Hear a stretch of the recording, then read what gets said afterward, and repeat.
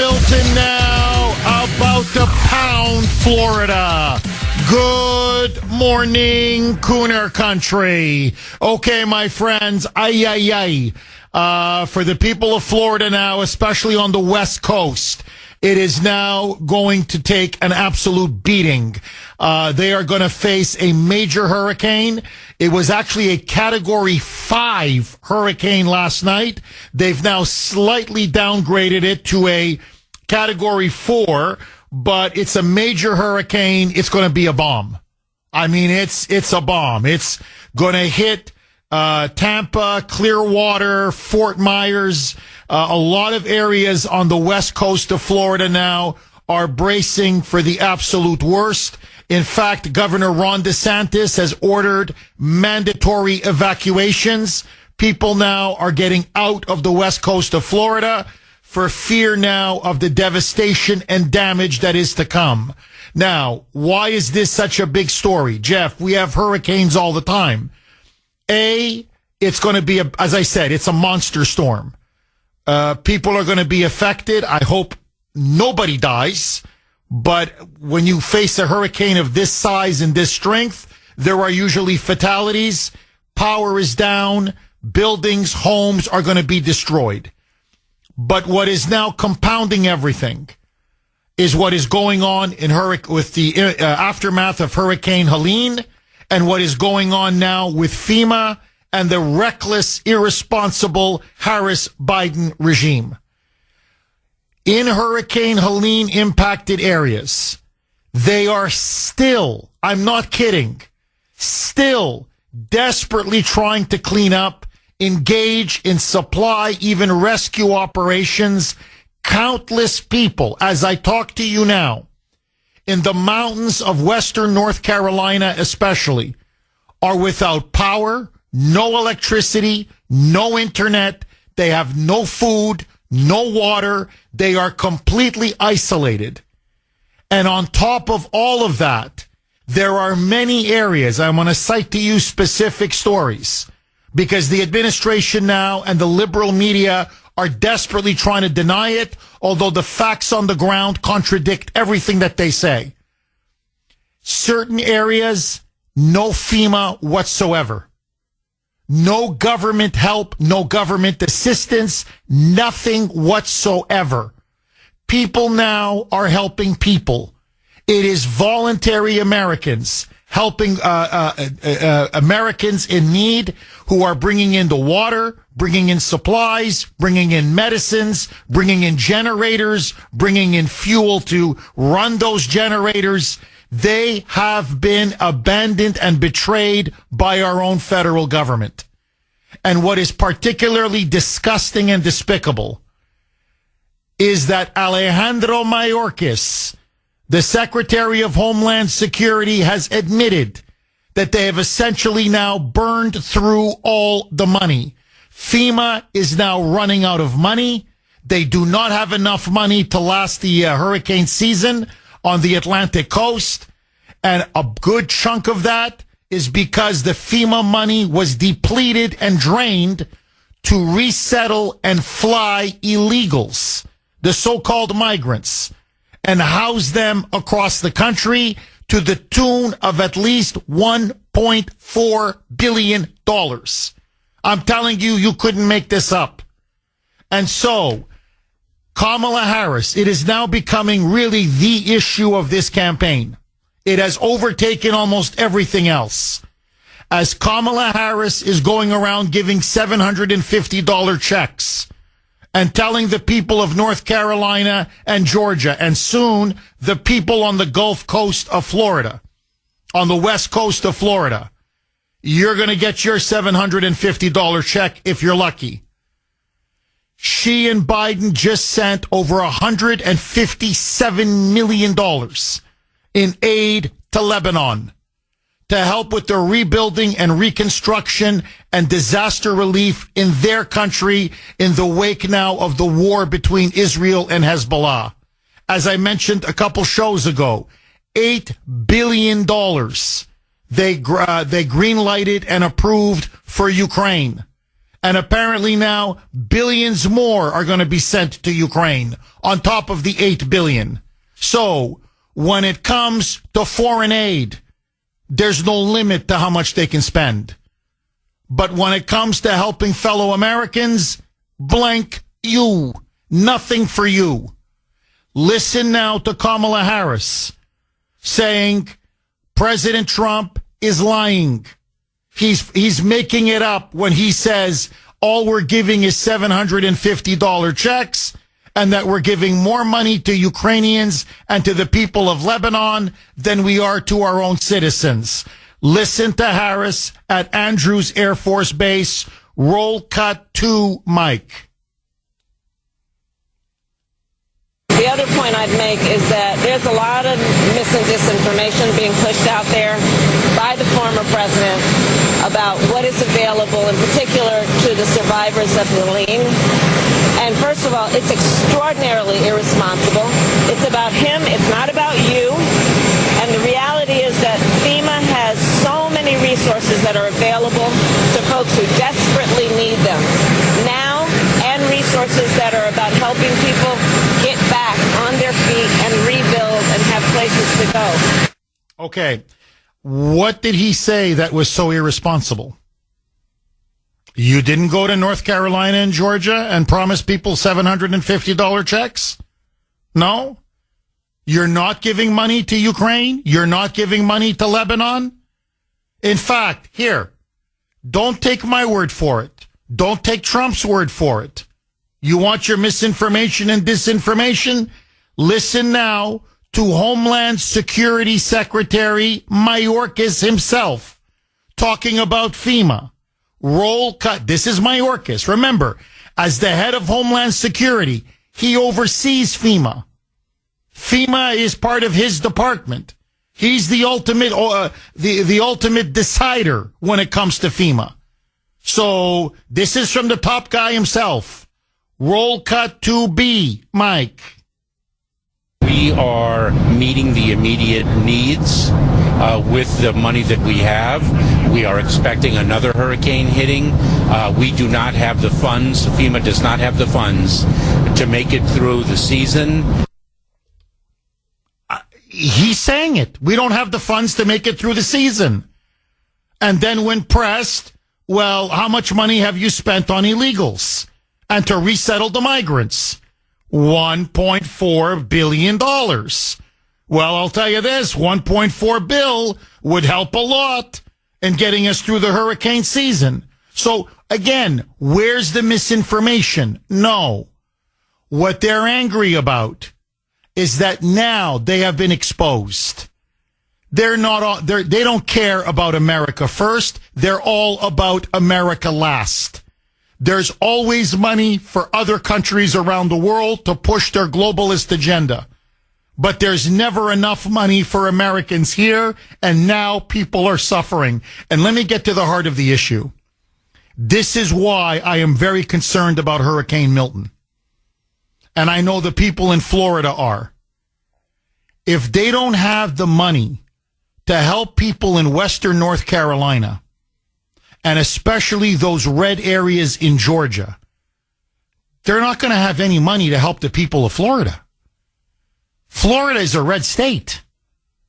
Those areas that are going to now in the path of Hurricane Milton, many of those areas are MAGA areas. They're also strong, they're Republican strongholds. We see how politicized FEMA has become. We see how cold and indifferent and callous that Biden and Harris are. So if they're going to leave the people of North Carolina and the people of Georgia twisting in the wind, what do you think they're going to do to the poor people of Florida on the West Coast? There's no more money. We've given it all to the illegals. Hundreds and hundreds and hundreds of billions of dollars. And now, in our desperate hour of need, when we need help, they're nowhere to be seen. This is a catastrophic failure of leadership. And you want to talk about inept, incompetent, ineffective. It is now how many weeks since Hurricane Helene? And you've got entire Bat Cave, North Carolina. Okay, it is a town in western North Carolina. Not one FEMA representative has stepped foot on Bat Cave. The residents there have said we're tired of waiting. And now they're rebuilding their own town and salvaging people from the mudslides, rescuing people, trying to rebuild their homes, asking help from outside private charities to fly in food, gas, supplies, you name it. And now it's gotten to the point they've said FEMA is so incompetent, they don't want FEMA to be there. That's how much FEMA has turned their back on the people of western North Carolina. And now it's about to hit Florida. My friends, we're going to get another massive hurricane. The damage is going to be immense. And where is FEMA? Where's Harris? Where's Biden? Nowhere. 620 on the great WRKO. Jeff Kuhner, Boston's Bulldozer.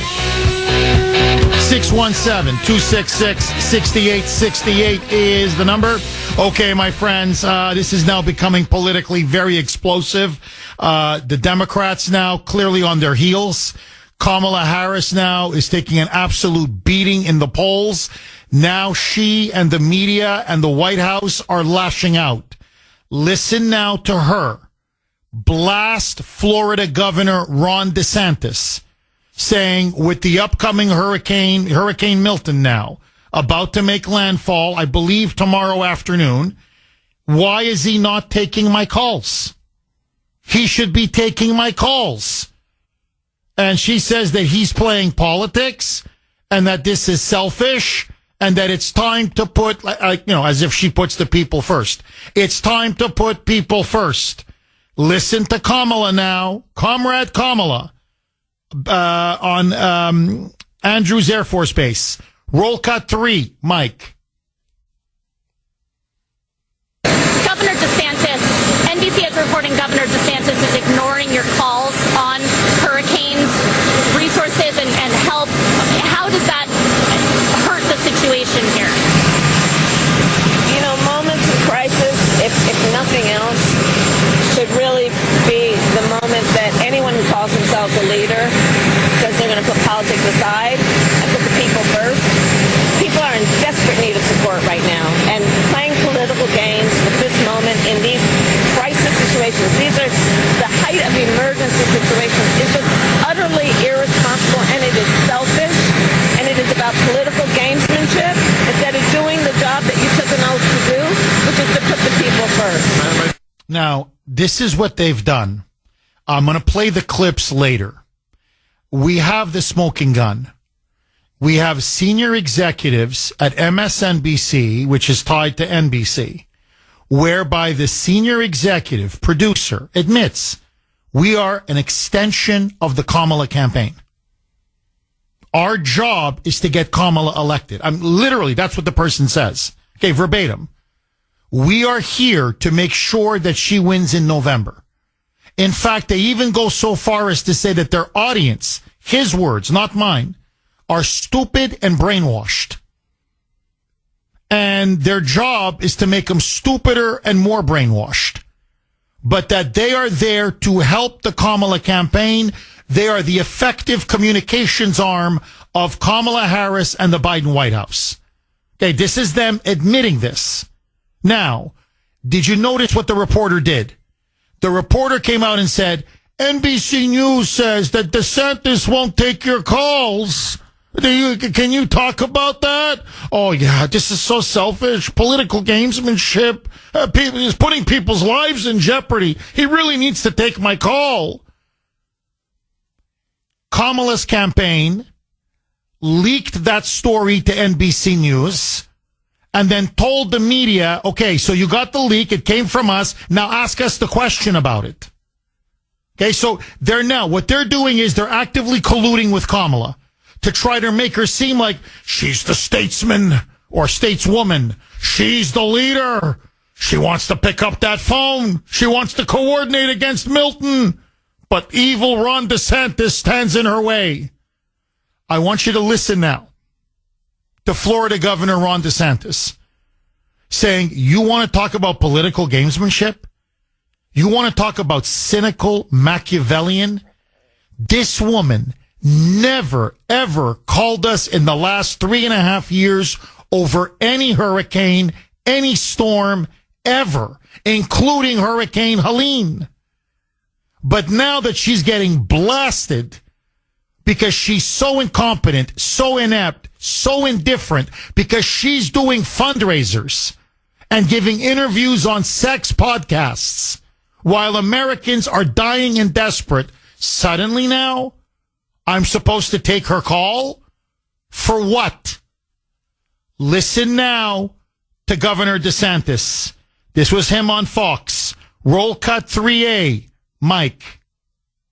We've been laser focused on leveraging all resources available, including from the federal government. And I've been in touch with both FEMA and the president, as well as marshaling all our state agencies and working to support our local communities. And so for Kamala Harris to try to say that my sole focus on the people of Florida is somehow selfish is delusional. She has no role in this. In fact, she's been vice president for 3.5 years. I've dealt with a number of storms under this administration. She has never contributed anything to any of these efforts. And so what I think is selfish is her trying to blunder into this. No. And here's the thing. She has no role. No, she has no role in this process. I'm in contact with the President of the United States. I'm in contact with FEMA director. I'm obviously managing all our state agencies. We're supporting all our local government. And I will say this. I've had storms under both President Trump and President Biden, and I've worked well with both of them. She's the first one who's trying to politicize the storm. That's because, look, she's getting her rear end kicked. That's why. And so they're trying to make it seem like, oh, now she's a leader. She's on top of it. Again, look at the deceit. Look at the manipulation. Look at the lies. Why don't you just do your damn job? Why don't you, look, you're the vice president. According to Biden, you're the co-president. Why don't you give FEMA and Mayorkas a call and say, this time, let's get assets on the ground before the storm hits. Let's be ready to go when the storm does make landfall. Let's get the military ready to go. Instead, she's playing games. 6:31 on the great WRKO. Jeff Kuhner, Boston's bulldozer, cleaning up the liberal bull. Okay, my friends, it looks like it's going to be like round 2. First, it was Hurricane Helene, and that ravaged parts of Florida, obviously, eastern Tennessee, decimated. Georgia, North Carolina, in some ways the epicenter of the impact of Hurricane Helene. Now comes Hurricane Milton. And it's like something out of a Hollywood movie when you see now the images coming out, especially on the west coast of Florida.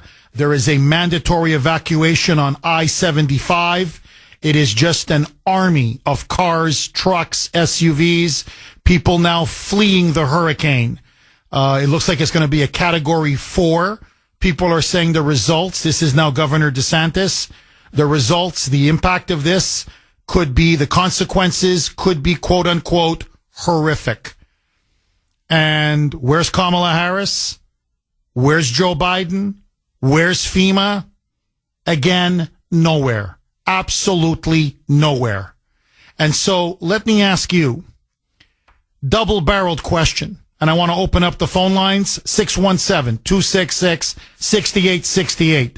Number one, do you have confidence in the federal government, in FEMA, and in particular the Harris-Biden regime, to protect this country in the wake of a hurricane, a natural disaster, or any kind of an attack? In other words, are we dealing with a competent, qualified, capable administration that is proactive and able to deal with threats as they emerge?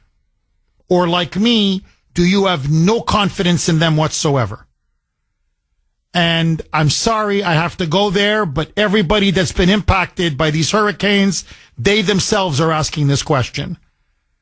Is the lack of an effective response, in many ways a complete non-response, by FEMA with these measly $750 checks, is it because the areas that are now being lashed by these hurricanes are predominantly red states, red areas, red counties?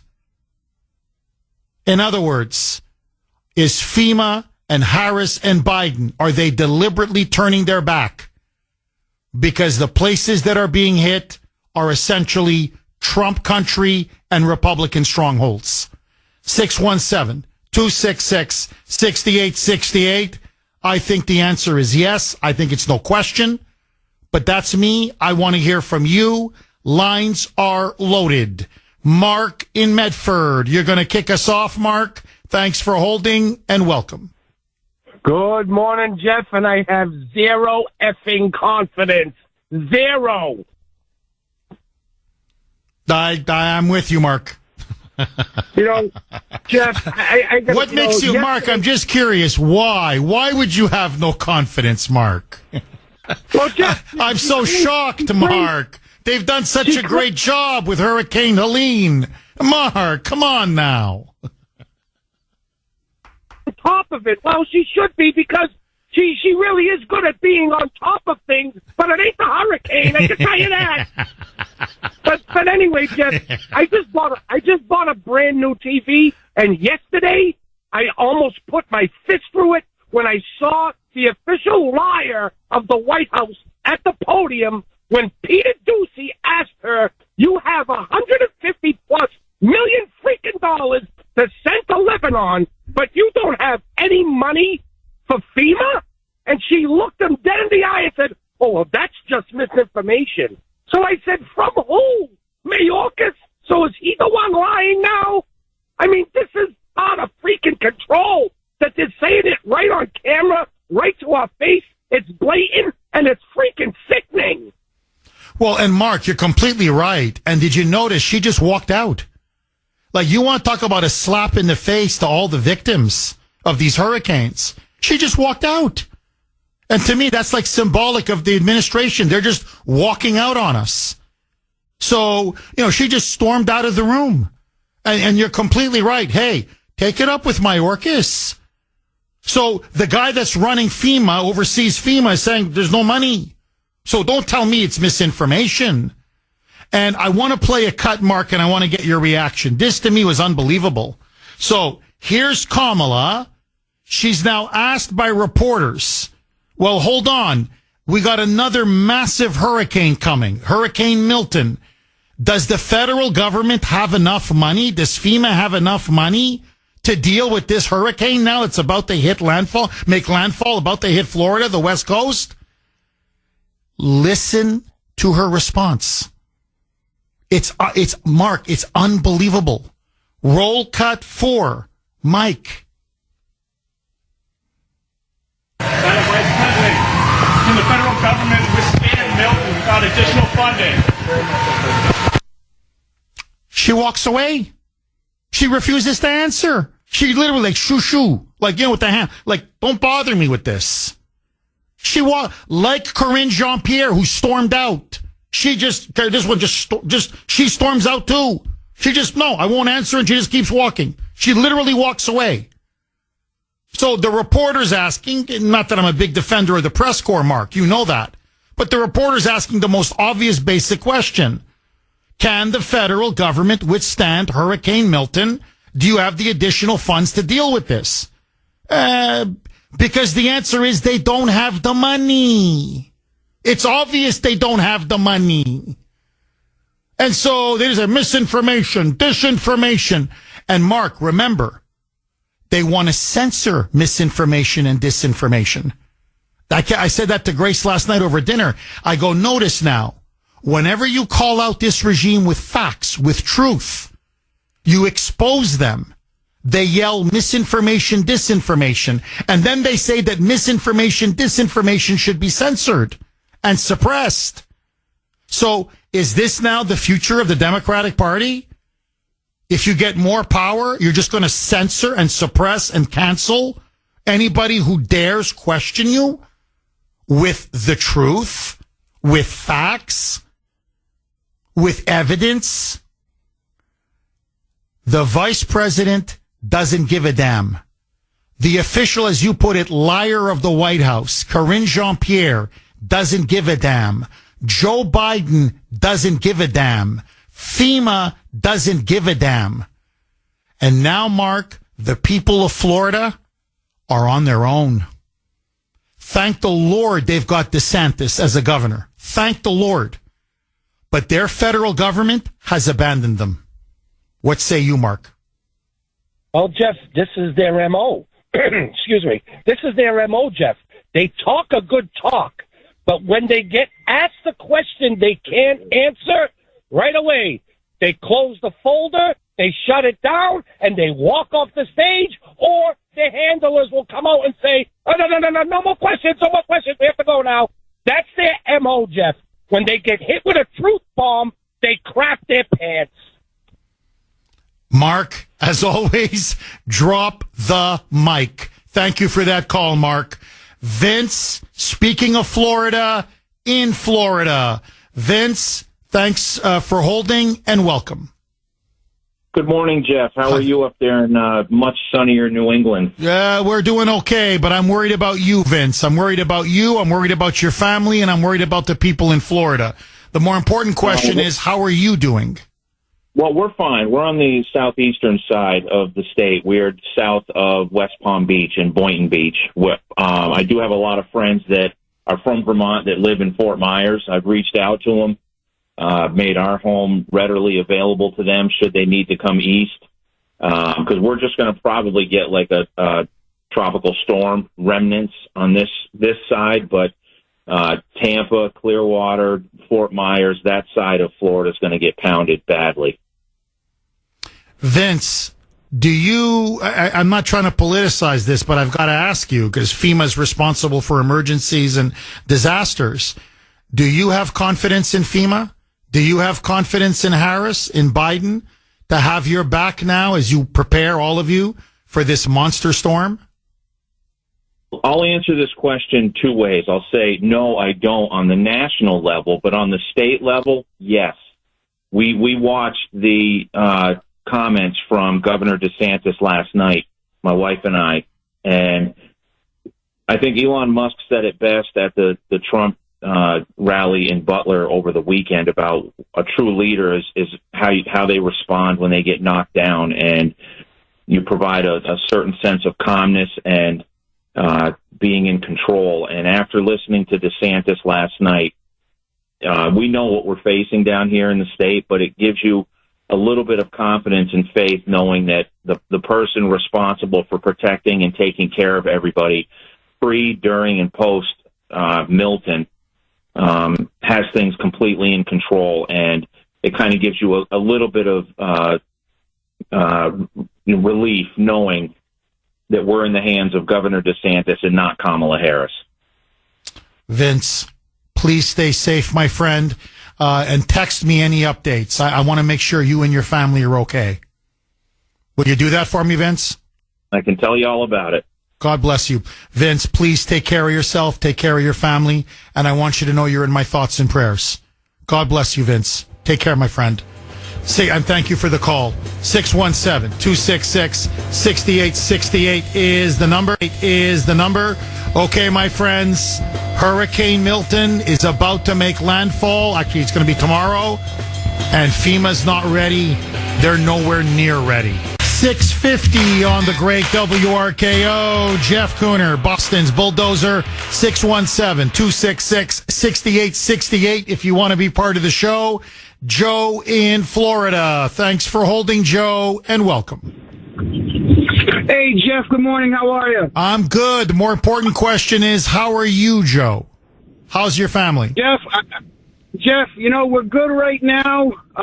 We actually just moved down here last year from Massachusetts. And I'm telling you, if the response on the West Coast last week is any indication of what we're in for. I'm nervous because we're right in the line of it.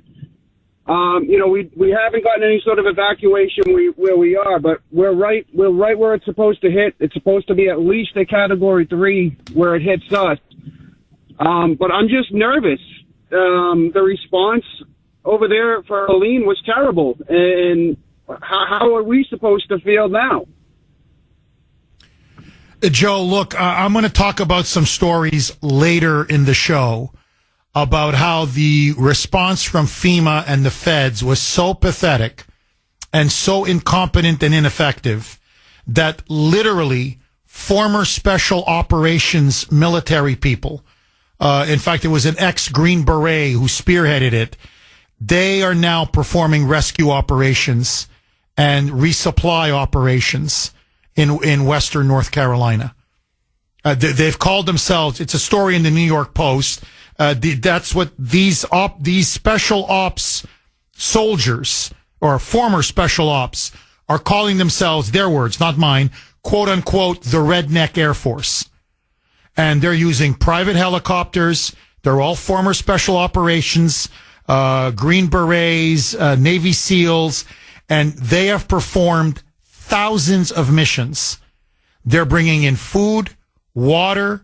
They're flying in generators, if you can believe it, into these isolated communities, 5-gallon tanks of fuel. They're dropping medicines. They're coordinating with doctors, nurses, pharmacists, the local fire department. They've completely bypassed FEMA. And if it wasn't for them, the death toll would be infinitely higher. Infinitely higher. So what I'm saying, Joe, is this. God forbid, if things get as bad with Hurricane Milton as it's gotten with Hurricane Helene, do not wait for FEMA or the federal government. You have to take action on your own to protect yourself and your family. Rely on your fellow neighbors, citizens, private groups. You guys can save each other. Don't wait for the federal government, because if in Western North Carolina, if they were waiting for the federal government, they'd all be dead now. So remember, you've got to really remember this. DeSantis has your back. He's a great governor. The federal government doesn't. And FEMA in particular doesn't give a damn about you. So, Joe, please do what you got to do. If you got to evacuate. You can always rebuild. You can always repair a home. You can fix it, whatever. It's money. In the end, it's money. Nothing is more precious than life. You and your family. So if you have to go, go. If you decide to stay, don't wait for the feds, because Harris doesn't give a damn about you. Listen, I love your show. Keep fighting the good fight, sir. Joe, please stay safe and keep us updated, okay? I want to make sure you come out of this, you and your family, okay? That's all that matters to me. Thank you, Joe. God bless you. The people in Florida are worried, and I don't blame them. I really don't blame them. If Helene is anything to go by, they're going to leave them twisting in the wind. Now, they've got DeSantis. And look, this is what I'm saying. DeSantis, you got to see the images coming out of Florida. DeSantis, I'm telling you, the man he's the best governor in the country. There's no question. It's an army of these power line trucks. Like it's like a city, really. And it's one after another, already pre-positioned to get the power lines up as soon as possible. They've got supplies that they're already amassing, saying the moment this hurricane hits, we're going to start getting in food, water, medicine. He's have a mandatory evacuation. It's like a battlefield general who's coordinating his forces. So he's doing everything he can. Can you imagine if the federal government had his back? If all those hundreds of billions of dollars that we gave away to illegals was now going to be used to help the United States, help, North Carolina and Georgia and again now Florida, we could weather this no problem. Instead, People of Florida now realize, yes, they're depending on DeSantis, but ultimately now they're depending upon God. Heather in Sarasota. Thanks for holding, Heather, and welcome. I called you before with another storm. It was another hurricane, and we weathered it very well, but I'm really starting to get nervous about this one. I'm just not sure what we're going to do. I mean... Heather, I don't want to get too personal. Are you in the hurricane's path by any chance? Yes. You absolutely. Mm-hmm. I think it might come down. I think it's a 3. When I'm looking at the storm's path right now, I think it looks like a 3, but we're right in the heart of it. So, just listening to you this morning, I needed to call because I'm nervous for myself, my family, my friends who live here. This one looks like it. I mean, I work at a dental office down here, and we've actually closed for the week. They closed our office for the whole week. Heather, again, if I'm getting too personal, please tell me. I promise I will not take offense. I'm very worried. I'm worried about you. I'm worried about your family. Is there a reason why you're not leaving? In other words, just get in your car, pack up, and, go north. Whatever, just a couple days. Let the storm come, let it pass, and then, if you can come back to your home. Have you thought of leaving? I have. My fiance wants to stay. I mean, we literally, just bought our house, maybe 6 or 7 months ago now. Okay. And I think that he's just so worried about just battening down the hatches and making sure that everything here is A-okay. But, I'm just not sure what we're supposed to do. I mean, they actually are putting up more flights at SRQ, which we live near SRQ, the airport, and they're making more flights available to leave if we needed to today. So I'm just not sure. I'm just kind of. Heather, can I give you can I give you my personal piece of advice, and take it for what it's worth? You have to make a decision with your fiance. I would get on a plane. I would get out. If you don't want to drive out, I would get on a plane and I would get out. It's a very personal decision. It's up to you. I can't tell you what to do. You're saying, so Sandy is telling me that she doesn't think they could get you on a plane right now. But whatever it is, say you have to drive. Let's say you can't fly out. I would get out, Heather. Personally, if I was you, okay, this is me, my wife, and my 2 kids, and I'm in the path of the hurricane.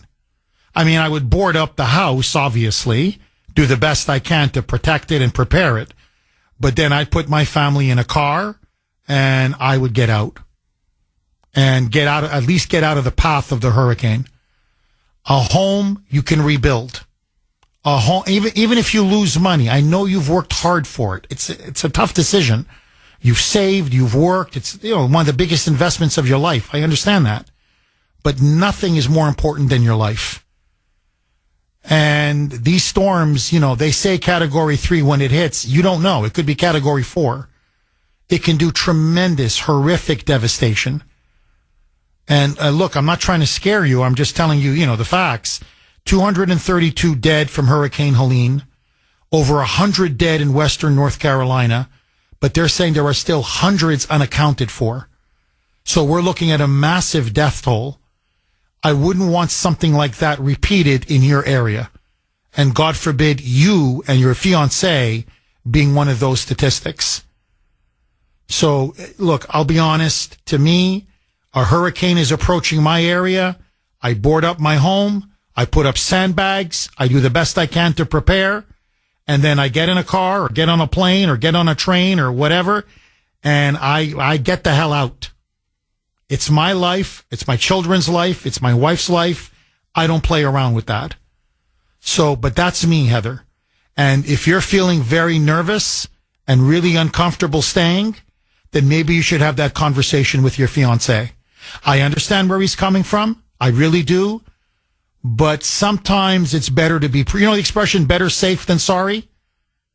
Better safe than sorry. Heather, please, final word to you. I know, I just really appreciate, what you do, and I listen to you every morning, and I needed to call in to wish all the people around here just be safe, and I pray for them, and we've had a prayer circle going around here, and I just thank you so much. Heather, I'm going to pray for you. Okay, I'm going to pray for you, your fiancé, and please be safe. Be smart and be safe. Please, Heather. And let us know. I want to know what happens to you and your fiancé. So stay in touch with us, okay? You promise? Thank you. God bless you, Heather. 617-26. You can see you can hear the nervousness in her voice. This is no joke. You can tell people are, they're nervous. And yes, look, it's a hurricane. You're always nervous when it's a hurricane. But they've seen the after effects of Hurricane Helene. And they've seen what the federal response has been, or rather the lack of a response. And I think that's what's worrying a lot of people. Frankly, I don't blame them. 617-266-6868. John in Dunstable. And by the way, just before I go to John, look, a lot of people are texting saying, Jeff, what's wrong with these people? They should be leaving. They're crazy. Look, it's a very personal decision. I would leave. That was my advice, obviously. But look, you work your whole life for a home. All that blood, sweat, tears. I understand. Who wants to abandon their home? It's your home. It's everything you've worked for. It's your memories. It's your home. So, what are you going to do? Just leave it? It would break my heart to have to leave my home. So I believe me, I understand. It's not an easy choice. Everybody's got to do what they believe is right for them. I'm just giving you my personal point of view. You can call me chicken. You can call me whatever, but better safe than sorry. To me, just always, to me, always go on the side of prudence. But, if you can leave, leave. And yes, there may be a lot of damage to your home. That you can always recover. Your life or your health, you can't. But that's just my opinion. John in Dunstable. Thanks for holding, John, and welcome. Hi, Jeff. Thanks for taking my call. My pleasure, John. Let's look at this, Jeff. We found out that the illegals are getting paid through FEMA, correct? So did the borders, Harris, go down and close the border? No. The border's wide open, Jeff, and they still coming in and getting paid. 20 million plus, according to President Trump, have come into this country in the last 3 3/4 years. They're still getting their money. So that tells me, Jeff, that the American people are the enemy of the United States government. So, what do we do, Jeff? What we do is we have to stop paying taxes, because that's the only way to fight back to these people. Just stop paying, shut the money off, and they won't know what to do. Another thing, Jeff, is that I'm very concerned about what's going on in North Carolina. I'm very familiar with the area. Been down there too many times to count. There's hundreds upon hundreds of dead people down there that they're not telling you. And the lithium in the ground, the government is telling the people that own the land there that they can't go back to their property. And this is factual, Jeff. This isn't something I'm taking off the top of my head. They're taking their land by eminent domain. I know someone down there. I don't know. I don't use computers, so I mean, he could send the stuff to me, but I just don't know how to do it. I'm No, John, look, John, everything what you're saying is 1,000% correct. I've seen the stories. You don't need, I mean, I appreciate you're trying to corroborate everything what you're saying. But no, there's story after story. And by the way, it's also in the local media in North Carolina. They're buying up towns. They're buying up property. They want the lithium in the ground. There's no question. It's a land grab. There's no question. And there are hundreds and hundreds of unaccounted bodies. Hundreds of them. And that's what's now shocking people. They're finding them buried in mudslides, landslides. They're finding them still up in trees as they now begin to do these kind of recovery and resupply operations. They're finding dead bodies everywhere.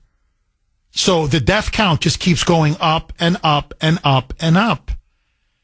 And look, there's a town called Bat Cave, North Carolina.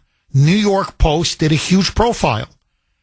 And it's now completely isolated because of the massive flooding, the torrential rains, the hurricane. They are literally cut off. And to a man and a woman, they said, if we waited for FEMA, we would all be dead. Every single one of us. Hundreds and hundreds of people dead. And you want to know why FEMA did not come and bring in any aid? Because on the main road, FEMA put up a sign that said road closed. So they put up their own sign that says road closed, and then they said, well, we can't go around the sign. Well, the New York Post, as they pointed out, they said, we just went around the sign. Who cares if the sign says road closed? You got people there that are dying, for God's sake. I don't give a damn about a stupid road sign. Like, what do you think? Is this some kind of a construction job? Whatever, in Rentham, where I live?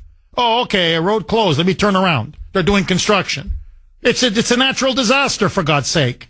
People are dying, and they're desperate, or they're clinging to life and needing to be rescued. Who cares about a stupid road sign? So the New York Post said themselves, they go, we just drove around the road sign. And no, the road was not closed. The road was still passable. And that's how we got to interview all these people. Now, what happened was they started to get private help, where people flew in private choppers, private help, and they dropped them much needed food, which kept them alive, water, even more importantly, because they're all going to dehydrate. And slowly but surely, they got some generators in there, some gas, some fuel, desperate medical supplies. And guess what? The town, by its own, they're beginning to rebuild. Now, they're a long way from, being fully reconstructed or rebuilt. But my point is, so it's gone now what they're saying is this. No, please don't tell FEMA about us. No, please. Because if they come, then they're going to control, regulate, and impose red tape. And it's going to be forever if ever we get our town back. Because they're going to kick us all out and then sell our land. Or force us to sell our land. Now, the most disgusting part of all, John, look, it's one thing if FEMA was just completely inept, incompetent, ineffective, okay? That's one thing. Bad. It's horrible. But that's one thing. But let me tell you what the residents of the town said. And this has been said over and over in other towns, thousands of witnesses. FEMA was caught. Elon Musk, he put a tweet out. He said, my people on the ground are all reporting the same thing. Elon said, this is making my blood boil, which is actually one of my expressions. I love that expression. It's making my blood boil. FEMA has stepped in and they have requisitioned supplies. They came in and they confiscated supplies from these private groups, private shoppers, citizens, volunteer groups. Saying, oh, no, if it's not FEMA food, it's not proper food. If it's not FEMA water, it's not proper water. No, if FEMA's not delivering the generators, you can't deliver the generators. If we don't bring in the medicine, you can't bring in the medicine. And so people are saying, you don't understand. They are literally confiscating all of the aid, and they're physically preventing us from helping the people in Western North Carolina. In fact, they've requisitioned so much aid, they're stuffing it into a warehouse where it's just sitting there rotting. So it's not just that they're incompetent and ineffective, is that they're actively preventing and sabotaging relief efforts. That, to me, John, is what is most unforgivable here. And I'm going to be brutally honest with you like I'm in the confessional. That's why I'm trying to tell people, like that Heather in Sarasota, which, by the way, I just saw a map on TV. She's completely right. It is right in the path of Hurricane Milton. I'm like, get the hell out. While you still can, get out. Why? Because what if FEMA tries to do the same thing in Florida? What if people are trying to help each other? You survive the hurricane, but now you have no food, you have no water, you have no power, no electricity, no internet. And then FEMA's coming in and preventing people from helping you? Guaranteeing you're going to die? In Western North Carolina, people are openly saying FEMA has blood on its hands. They prevented help and people died. My friends, that is unforgivable. Your reaction next. 721 on the great WRKO. Jeff Kuhner, Boston's Bulldozer. 617-266-6868 is the number. Okay, very quick text, and then I want to go right back to the phone lines. You can text us 70470. This is from 603. Now, please listen to this, all of you, because this is incredible. Jeff, 2 points. Number one, in July of 2024, so that's just a couple months ago, at a press conference, Homeland Security Secretary Mayorkas formally stated, quote, "We are tremendously prepared for this year's hurricane season," unquote. We have him on video saying it. 2, first-hand reports, and this is the one that really blows my mind. First-hand reports are now coming out of these affected areas in North Carolina and Georgia, that when people are logging on to FEMA's website to claim their paltry $750 in aid, they're being denied. And these aren't isolated reports, Jeff. It's happening to hurricane victims all over these states. This story broke yesterday. I mean, this is unbelievable. So not only are they adding insult to injury by giving us a paltry a measly $750, and as I like to say in blank you, and you're giving $157 million to Lebanon and $8 billion to Ukraine, and apparently billions more to Ukraine. But apparently you're being denied when you're applying for your $750 check? After a while, what do you say? No, really. When someone is screwing you like this, well, what do you say? And okay, this is from a law enforcement friend of mine who sent me this story from Newsmax. So, speaking of Mayorkas, as people are desperate and dying due to the devastation caused by Hurricane Helene, what do you think Mayorkas was doing over the weekend? Take a guess. He was shopping. He was shopping. He was going buying luxury clothing. The guy's obsessed over, his Italian shoes. I need another pair. I need $800 on a pair of Italian shoes. Hey, I gotta look good. Hey, when I'm telling the American people that there's no money left in FEMA for hurricanes, hey, I gotta have my Gianni Versace suit on as I do it. I mean, look, my friends, they're slapping us in the face. That's what they're doing. Agree, disagree. Tommy in the Philippines. Thanks for holding, Tommy, and welcome. Hey, Jeff, tuned in a little while ago. So, number one, you brought up something very interesting, or one of your callers did. Is there any links that I can find, post on my Facebook page, about land now being taken in rural America with this past hurricane of eminent domain?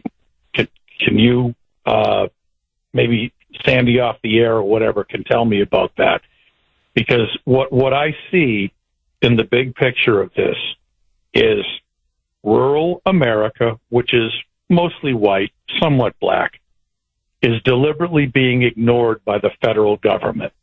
Now, if we wind the clock back to Hurricane Katrina with that famous photo of George Bush 4 days after the hurricane hit, the American media eviscerated W. Bush for being insensitive. I have not seen anything other than maybe Newsmax, possibly Fox News, that has eviscerated Kamala Harris. Absolutely nothing on MSNBC or CNN about the lack of response of a presidential candidate and an existing federally elected official that has just totally ignored these people. And I have a very good friend of mine that lives outside of Ashland, North Carolina, who called me up, asked me, did my place in Pocahontas County, West Virginia, get hit at all by the hurricane? No, just too far north, thank God. But we have had severe rains there back in 2016, 9 inches in 1 hour, or 1 day, excuse me. And it's just the reality with these erratic weather patterns. And I'm very worried that what's going to happen in this election is you're going to see in rural parts of the southeastern United States, it's going to be a case of, well, we didn't know where to vote. Nobody told us anything. And you know that is going to happen, especially in a battleground state like North Carolina. I would like to listen off air to what your response is. Oh, bingo. And Bingo, thank you. Tommy. Tommy, thank you for that call and thank you for that question. Look, I'm going to answer it on the other side. And the question is this. With all this devastation and FEMA now clearly non-responsive, are they trying to suppress the vote? Is this an attempt to prevent Trump voters from voting? 7:32 on the great WRKO. Jeff Kuhner, Boston's Bulldozer. 617-266-6868 is the number.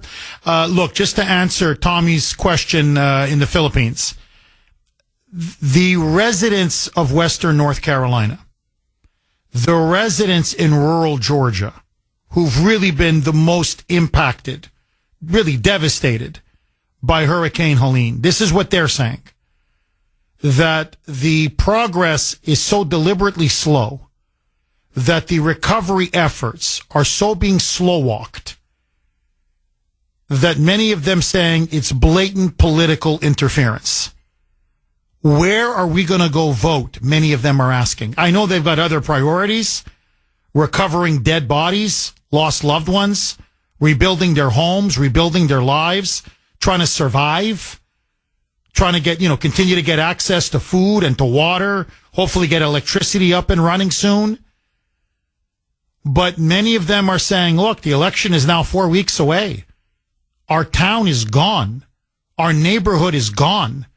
Many of the roads have been washed away. The bridges have been destroyed. Where do we go vote? No one's telling us anything.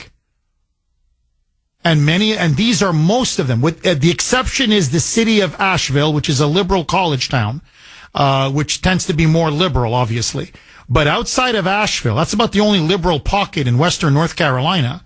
Western North Carolina, it's not just a Republican stronghold. It's Trump country. Rural Georgia, it's Trump country.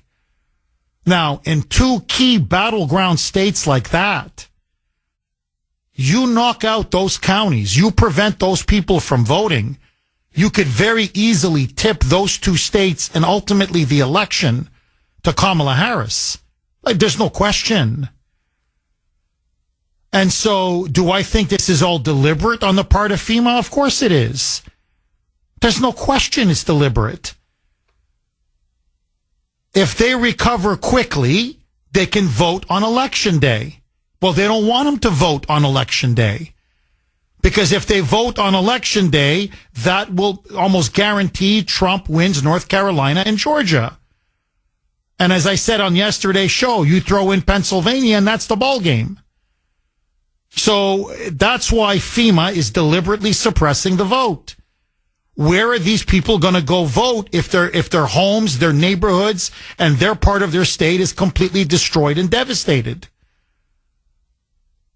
And what they're being told is, those that have been forced to flee, don't come back because you're not going to rebuild your town. It's gone.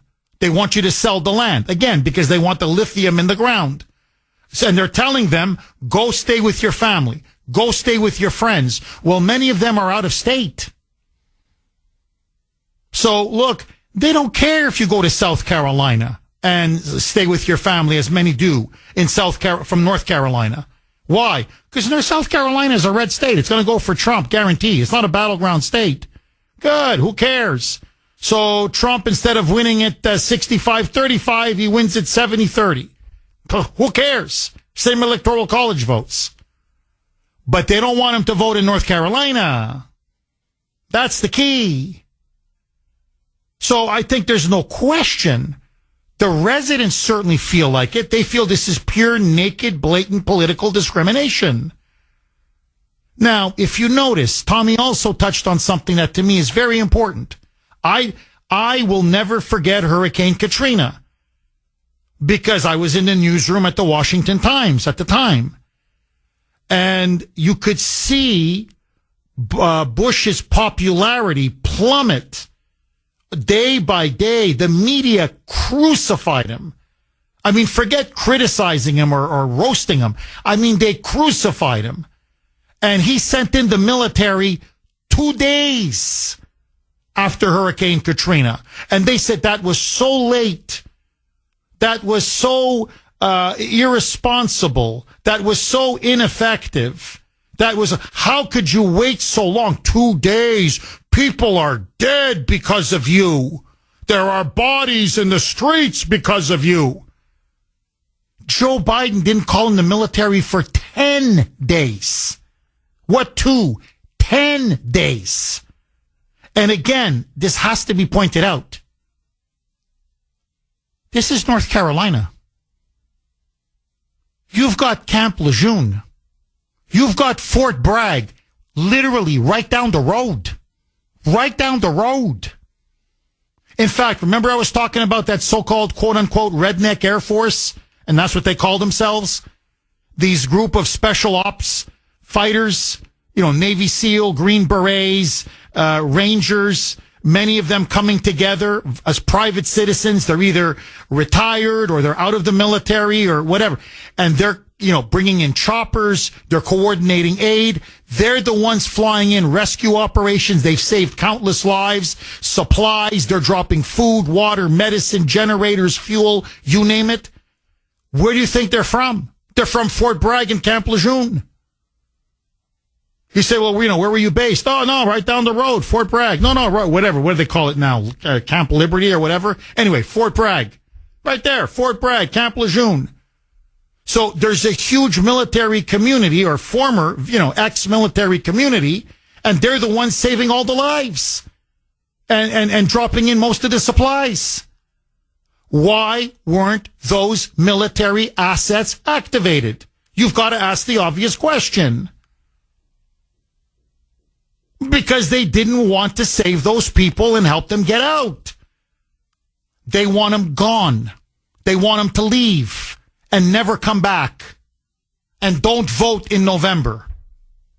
It's obvious. Now, the media, compare how they treated Bush under Hurricane Katrina, where they crucified him 2 days for not calling up the military. 2 days after the hurricane hit. They will not criticize Harris or Biden or FEMA. And why is that? Well, here's the answer. And I wanted to play this cut late last week, but we had so much news breaking, I didn't get to it. We have been talking about media propaganda. Okay, media disinformatio, as the Russians would say, disinformation. For how many years now? How the media is an extension of the Democratic Party, and now in this case, an extension of the Harris campaign. It's all been corroborated. The worst possible fears have now been confirmed. So I want all of you to listen to this. Okay, don't ever tell me that the media, these liberals, the media is fair and balanced. Bull crap. Okay? Hokum, as they used to say. This is Basil Hamden. He's a senior producer at MS Left BC. And this is part of James O'Keefe's undercover video operation in which they send in people. This was an undercover female journalist on behalf of James O'Keefe, and they go out on a date. So this guy thinks he's dating some liberal journalist. They're having dinner, sipping wine. And as he's sipping wine and talking to this undercover journalist who's filming the whole thing, she says, "Hey, are you guys doing everything you can to help Kamala win this election?" Listen to what this MSNBC senior producer says. Roll cut 30, Mike. So do you feel like MSNBC is doing enough to help the Harris campaign? I mean, they're doing all they can. Really? But I thought you're supposed to be media. I thought you're supposed to be independent. So she says, well, how? Like, how are you doing everything you can to help Kamala win the election? Roll cut 30A. Mike. What have they done to help the Harris campaign? Amplify her message. What her message of the day is their message of the day. Okay. And then, listen, he even insults his own viewers. You know how we say moonbats, all these liberals are brainwashed and frankly dumb? We say this over and over again. Listen now to Basil Hamden saying, in fact, they've gotten dumber over the years. They go, oh, no. Our audience is stupid and brainwashed. And that's partly our fault because all we do is brainwash them. Roll cut 30B, Mike. Viewers get mad at the guests or the host if the host were to criticize Democrats. They've made their viewers dumber over the years. I think brainwashing and dumbing down. It's bad. Aggressive. I get it. Brainwashing and dumbing down. Now, that's not just MSNBC. That's NBC. Remember, NBC owns MSNBC. So that's NBC News. That's CBS News. That's ABC News. And this is CNN. They now admit it. They've said the quiet part out loud. We're not here to be media. We're not here to criticize. We're not here to do investigative reporting. We're here to amplify the Democrats' message. Their fake news. 7:50 on the great WRKO. Jeff Kuhner, Boston's Bulldozer. 617-266-6868 is the number. Lines are on fire. Dan in Florida. Thanks for holding, Dan, and welcome. Hi, Jeff. This is Dan from Land O'Lakes, Florida, formerly from Reading, Massachusetts. We escaped the nut house and moved down here in February, so we're doing well. I wanted to talk a little bit about the nature of the damage down in Florida and what's likely to happen from this storm. Go ahead. Dan, okay. Before you say anything, are you and your family okay right now? We are okay. We are in new construction. I have a generator, standby generator. The new homes come with corrugated panels that can take 180-mile-an-hour winds. The roof is rated 120, and the walls are cement block. And that's typical of the we're in the Del Webb Bexley village up north of Tampa. This storm looks like it's diving just south of Tampa right now. And there's a very good meteorologist, Dennis Phillips, Denis, if you want to look him up on Facebook. And he's the hurricane whisperer around here. He calls these storms very well. the nature of this storm is different from Helene. We got brushed with gale force winds with Helene. We didn't have to put the shutters up for that. This one is much more serious, but the cone of damage is very narrow. He said most of the hurricane winds, once this hits shore, and there's about a 40-mile-an-hour wind shear, that should reduce the severity, and it's happened in every single hurricane that's come through here. The Sarasota area is going to get a lot of surge. Most of the damage from Helene was within, I would say, a mile of the shore. It was all from surge. The damage in North Carolina is the wind, 20 inches of rain falling into mountain ravines, basically. If there's a saying down here, you run from water, but you hide from wind. People don't have to get on the roads and drive out of state to be safe because this is a very narrow hurricane wind band here. Everything else is going to be stormy, windy, but not deadly if you're in a modern structure. So the best bet is for people who are not affected by water to get into shelters.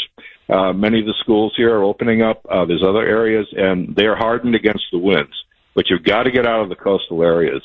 If you're told to evacuate, and there's designated zones here steadily as you go up. We're at 70 feet elevation where I am. We are safe. Yes. Well, that's great to hear, Dan. Dan, so you're saying that those areas where there's a mandatory evacuation along the coast, you're saying get the hell out of Dodge, right? Don't play around. DeSantis knows what he's doing. The state officials know what they're doing.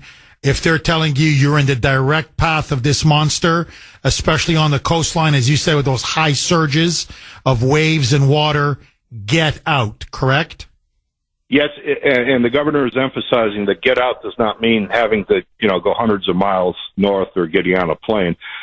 You can go as much as 10 miles inland. We're actually the hotel down the street is filling up with people from the coast. They just have to come in about 20 miles, and they're going to be fine. But they've got to get out of the water. The hotels will take the wind.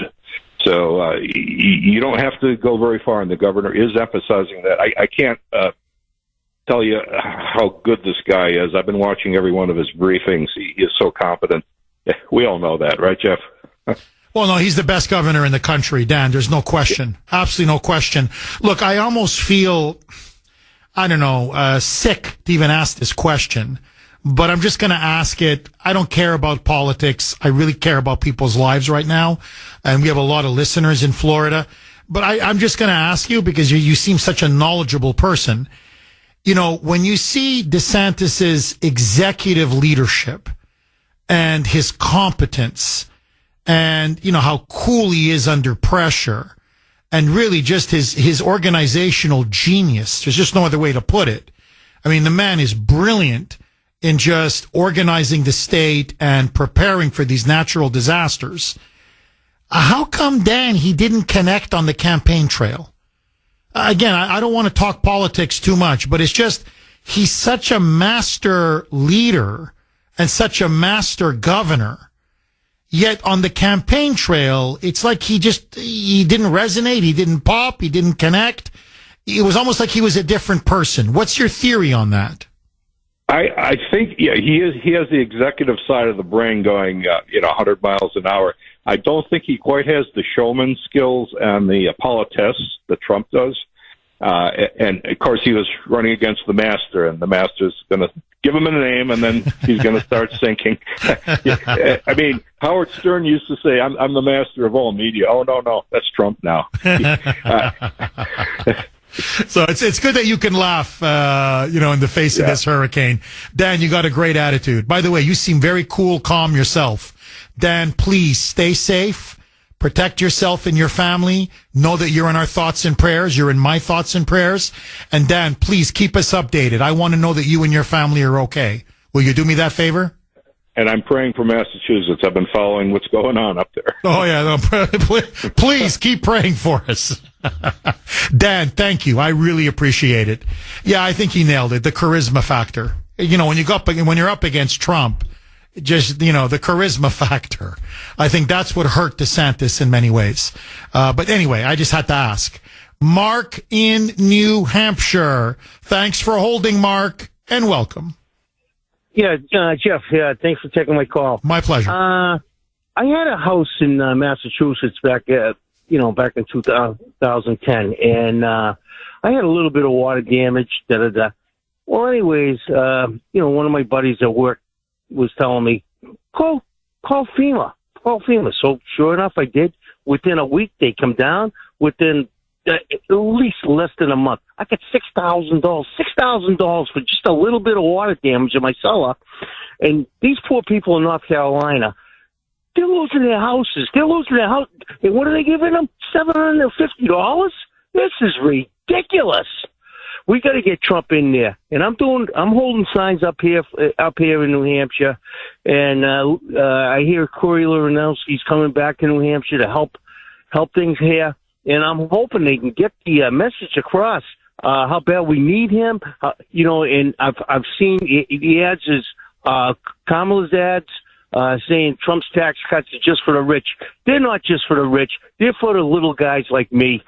My wife and I, we're on Social Security, and that would be a big plus if we don't have to pay a tax on our Social Security payments.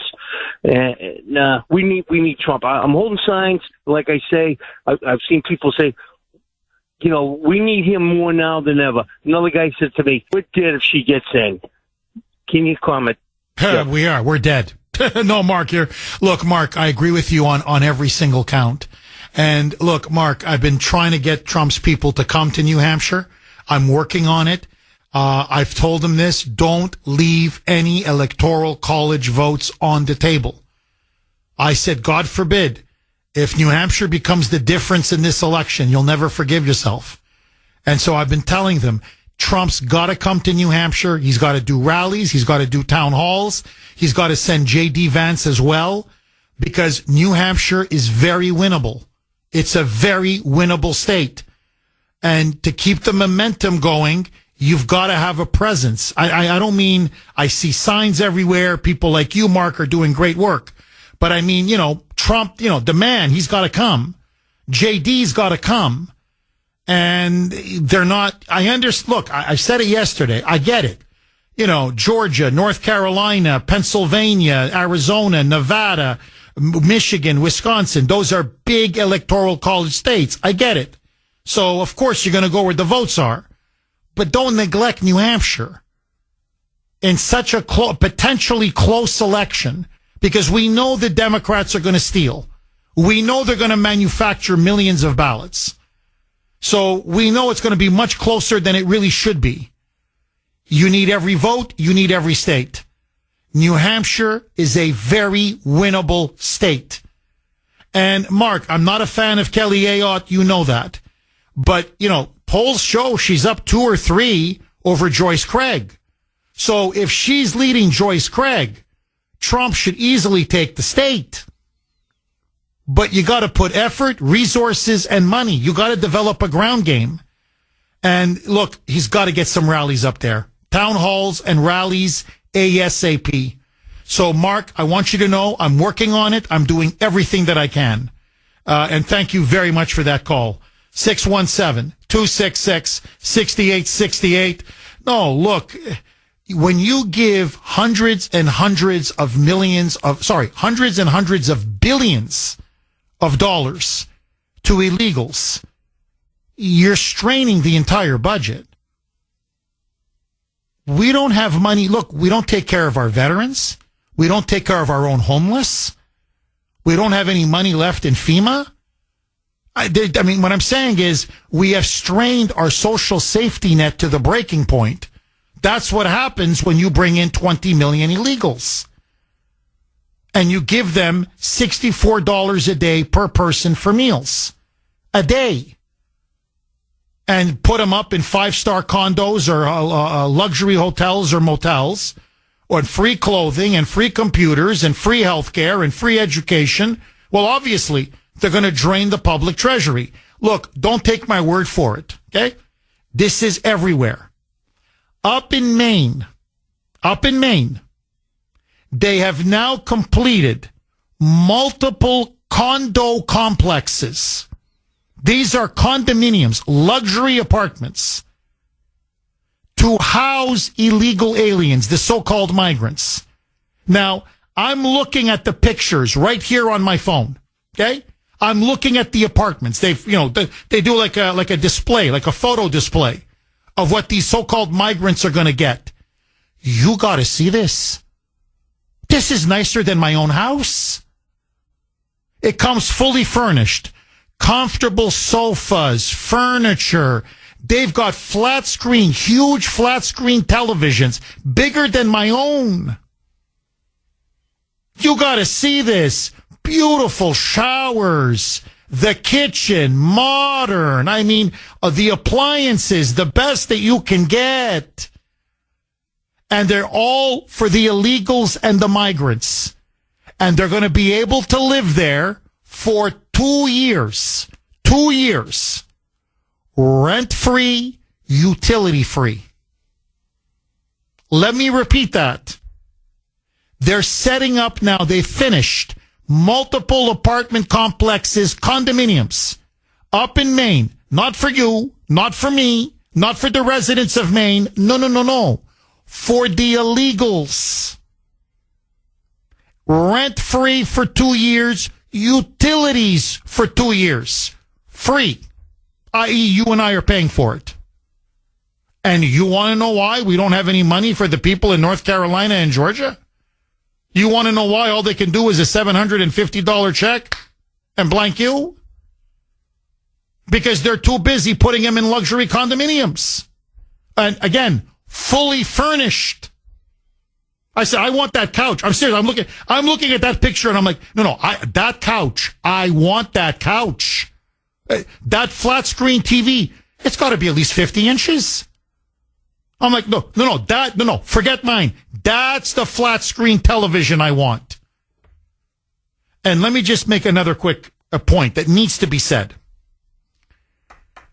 To me, almost as good as living rent-free is the feds picking up the tab on the utilities. Grace and I were just talking about this over the weekend. We got our electric grid bill, okay, our energy bill. Holy shamoly.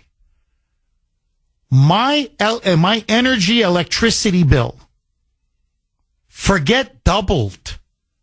It's nearly tripled under Biden-Harris. Tripled. It's gotten so freaking expensive. I don't know how it is for you. Maybe, I don't know. Maybe I say to Grace, like, what are we leaving the lights on all night or something? Like, what? How the hell does it become this expensive? She says, no, everybody's complaining about it.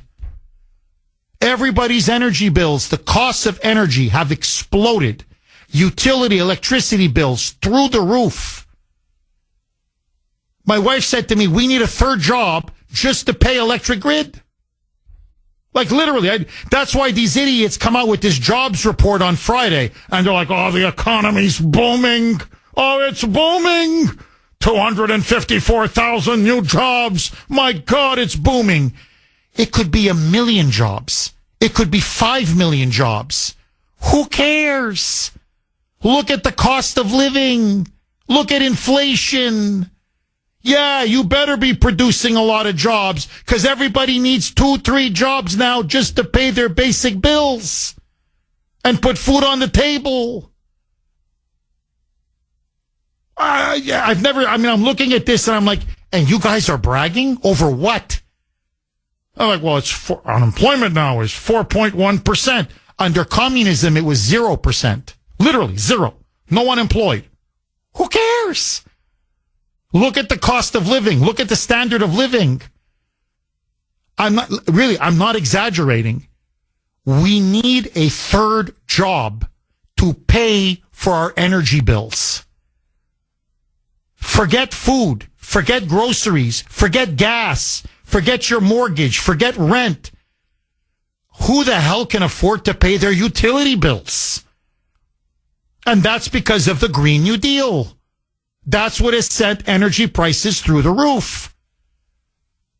And by the way, notice they never talk about price gouging when it comes to electric grid. Have you noticed that? Where's Hold It Healy? Where's Kamala? Notice, then they don't say, oh, that's price gouging. I mean, you're paying thousands of dollars more a month in higher energy utility electricity costs. thousands of dollars a month. And no one's saying price gouging? Why? Because the big utility companies line the pockets of Maura Healey, line the pockets of Kamala, line the pockets of Biden. So it's okay. You see, when they want to gouge you, then it's okay if you're a big donor to the Democratic Party. And these idiot liberals, and they are idiots, email this show. They keep emailing me. Why won't you talk about the jobs report? The economy is booming. Yeah, you can't pay your bills. Oh, no, it's booming all right. I need 3 jobs. I need 3 jobs to support my family. My friends, she wins in November, we're dead. Because this is just going to get worse and worse and worse and worse. John in Groveland. Thanks for holding, John, and welcome. How are you today? Good, John. How are you? I'm good. Jeff, earlier in today's show, you were speaking to another guy named John, and you said FEMA is intentionally sabotaging the relief effort in North Carolina. Yes. And I want to talk about a story that took place on Sunday, October 6th, in Burnsville, North Carolina. That was actually captured on multiple cell phone videos. Over the last week, we've all seen the videos of people saying that their relief efforts have been hampered. Emergency goods that they're bringing to people are being confiscated. Tires have been slashed on trucks at truck stops. So now there's actual video proof. And this took place, again, this past Sunday, Burnsville, North Carolina, and it blew up on social media yesterday. It's a video of a relief depot, private citizens, like you said, the Redneck Air Force. These people are bringing in goods. It's like a storage place for all these goods they're collecting to distribute to the people that are hurting. Diapers, food, water, medical supplies, blankets, well, you name it. It's in a parking lot, if you can imagine, of a shopping center. It's got to be 80, 90, maybe 100 people there, moving goods, coming in. And what's not captured on video is 2 black SUVs come into the parking lot, no markings on the vehicles, with blue lights on. They circled around, and then they left. They said 15, 20 minutes later, a Black Hawk helicopter comes in. No markings on the helicopter. The helicopter's black also. It circles around the parking lot. It then drops down. This is all on film. It drops down to about 100 feet, maybe 150 feet in the air, and it tilts its tail rotor down and performs a maneuver, which is called a rotor wash. So it stays stationary about 100 feet off the ground, tilts the tail down, and it blows the downwash like hurricane force winds. You can see the goods. It destroyed all kinds of goods. It's blowing pallets of food and water and stuff over, and then it took off. Captured on film Sunday, October 6th. It was all over X yesterday, and there's your proof. You have people talking about it, posting. There's your actual video proof of that happening. Where are these black vehicles? Who are they with? We need to look into this, Jeff, because this is very nefarious what's happening. The dragging the feet of the relief effort, of the devastation. John, look, you're on fire, and everything what you said is 1,000% correct. And it's no longer just dragging their feet. Look, that Redneck Air Force, they're on record saying FEMA wants to shut us down. You've got people who are piloting these private helicopters, literally dropping food, water, medicine, emergency supplies, and they're being told, knock it off or you're going to be arrested. So these pallets of food are being confiscated, water confiscated. And look, the residents there say the death toll is much higher because of FEMA preventing aid from coming in. So they were sabotaged. Aid was sabotaged. There's no doubt. This is not debatable. This is evil. This is ugly. And this is what our government has in store for us. And the only thing these people did wrong was that they voted for Trump in 2016 and 2020. That's it. They just politically do not agree with this regime. And for that, and because they live now with a lot of lithium under the ground, so they want to kick them off their land, and they don't want them to vote. Because if North Carolina goes for Trump and Georgia goes for Trump, the election for the most part is over. They are being now stabbed in the back by their own government. By the way, my mistake, it's National Grid. 820 on the great WRKO. Jeff Kuhner, Boston's Bulldozer. 617-266-6868 is the number. Okay, it's the Kuhner Country poll question of the day. Sponsored by Mario's. Mario's quality roofing, siding, and windows.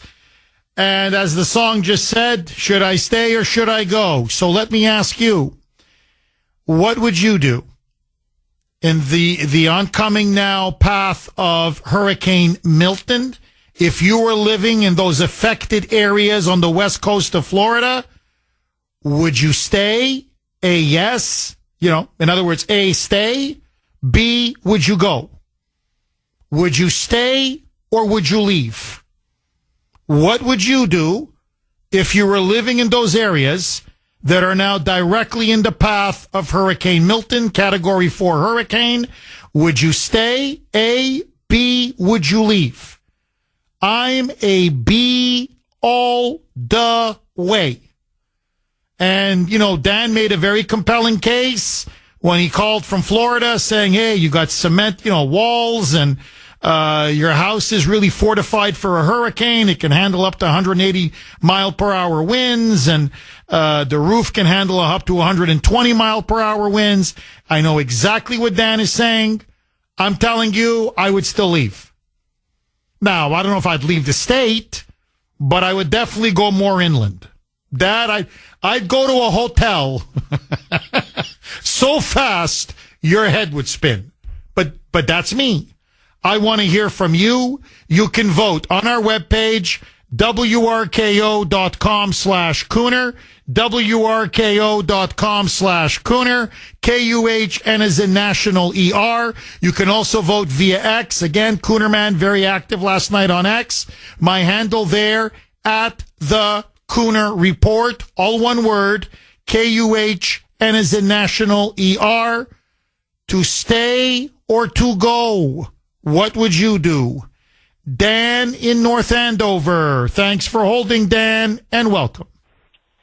Hey, Jeff. I'm in North Andover this week, but I've ridden out, I think, 5 hurricanes on the East Coast. But I'm at about 50-foot elevation, and I have a newly constructed house. So my house turns into a sanctuary. I usually end up with 5 or 6 extra people just hanging out through hurricanes.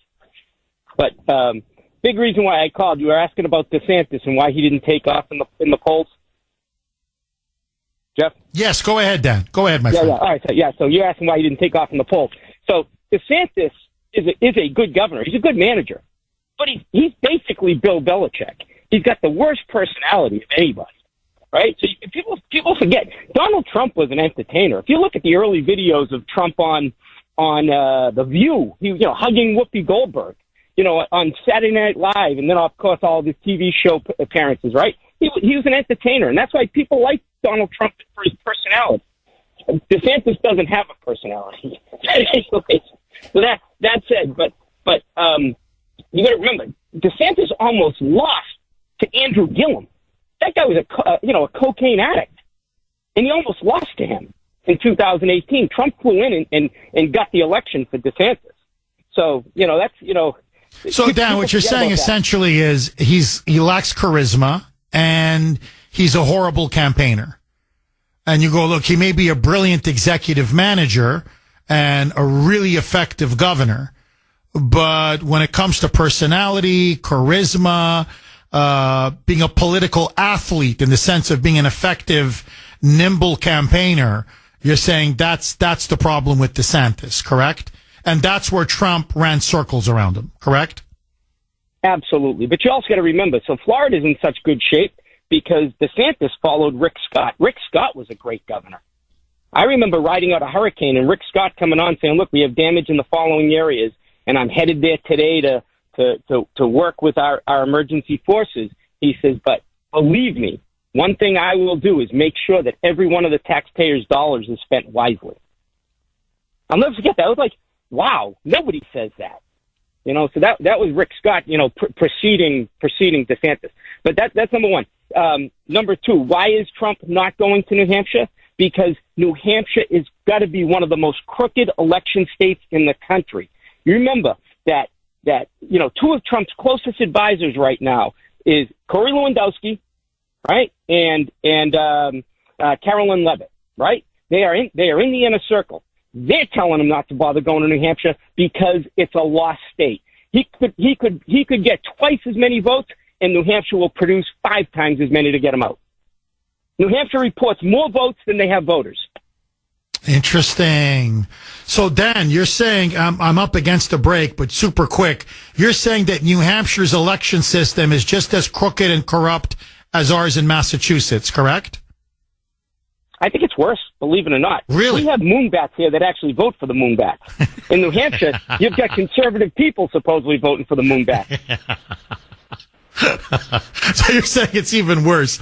I got to say, Dan, in all honesty, no, that is true about Massachusetts. No, really, the moonbats, they're so crazy here, they actually vote for the moonbats. New Hampshire, not so much. So Dan says the state is hopelessly corrupt in its elections, and that's why Trump is not bothering. What say you? Your calls next. 8:31 on the great WRKO. Jeff Kuhner, liberalism's worst nightmare, baby. 617-266-6868 is the number.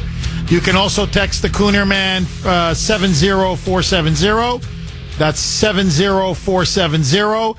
Let me just super quick read a text from 202, which also happens to be my wife. My better half, Grace. Jeff, it's National Grid, not electric grid. If you actually paid the bills, you would know that. My wife pays it. Grace pays all the bills. Sorry, honey. But she does say, P.S., everything else that you said is 1,000% accurate. In other words, the National Grid bill is through the roof. It's practically tripled. In my home, it's tripled. I've spoken to my neighbors, friends. They say it's either doubled or tripled for them as well. It's just really, you're paying through the nose. It's disgusting. And, how come Kamala doesn't cry price gouging, or where's Maura Healey? So it's clear they are wrecking and destroying the middle class. And this is, to me, the theme of Biden-Harris from day one. They have been wreaking havoc and destruction, whether it's on our border, on our economy, on the middle and working class, and now on the poor people of North Carolina, Georgia, and I fear soon to be Florida. Jennifer, speaking of Florida, in Walt Disney World. Thanks for holding, Jennifer, and welcome. Hi, Jeff. Hi, How Jennifer. are you? Well, good. I mean, I feel I'm very worried about you, Jennifer, and the people in Florida. To me, the more important question is, how are you? I'm kind of freaking out a little bit. So we're here at the resort. It's actually nice and sunny right now. But the inside, the little gift shop, they're limiting people with only 2 perishable items per person. And then we tried to do an Instacart order, and there was no water available, nothing, bare shelves and Kissimmee and everything. And I mean, hopefully, we're Orlando, we're inland, so hopefully nothing bad will happen to us. But I feel so bad for people in Fort Myers and Tampa and everything. And I'm so happy that Ron DeSantis told Kamala to go pound sand when she reached out to him, because he's trying to protect us here. Well, yeah, he doesn't have time to, listen to her talk and chat and lecture him and, insult him. And he's like, look, I got people's lives to save. I got a hurricane to prepare for.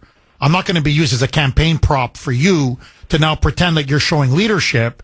You know, as DeSantis himself said, in 3.5 years, she never called. She never called once. In fact, Jennifer, if you don't mind, here's the cut, and I want you to respond to it. This is Ron DeSantis. So she's running to reporters saying he won't take my call. Why won't he take my call?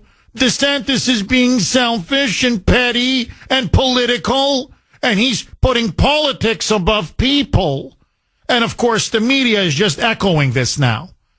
And DeSantis was asked, well, did you not answer the call when she called? And here's what he said. Roll cut 3A, and you're right, Jennifer.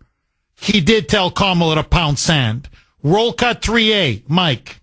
We've been laser focused on leveraging all resources available, including from the federal government. And I've been in touch with both FEMA and the president, as well as marshaling all our state agencies and working to support our local communities. And so for Kamala Harris to try to say that my sole focus on the people of Florida is somehow selfish is delusional. She has no role in this. In fact, she's been vice president for 3.5 years. I've dealt with a number of storms under this administration. She has never contributed anything to any of these efforts. And so what I think is selfish is her trying to blunder into this. No. And here's the thing. She has no role. No, she has no role in this process. I'm in contact with the President of the United States. I'm in contact with FEMA director. I'm obviously managing all our state agencies. We're supporting all our local government. And I will say this. I've had storms under both President Trump and President Biden, and I've worked well with both of them. She's the first one who's trying to politicize the storm.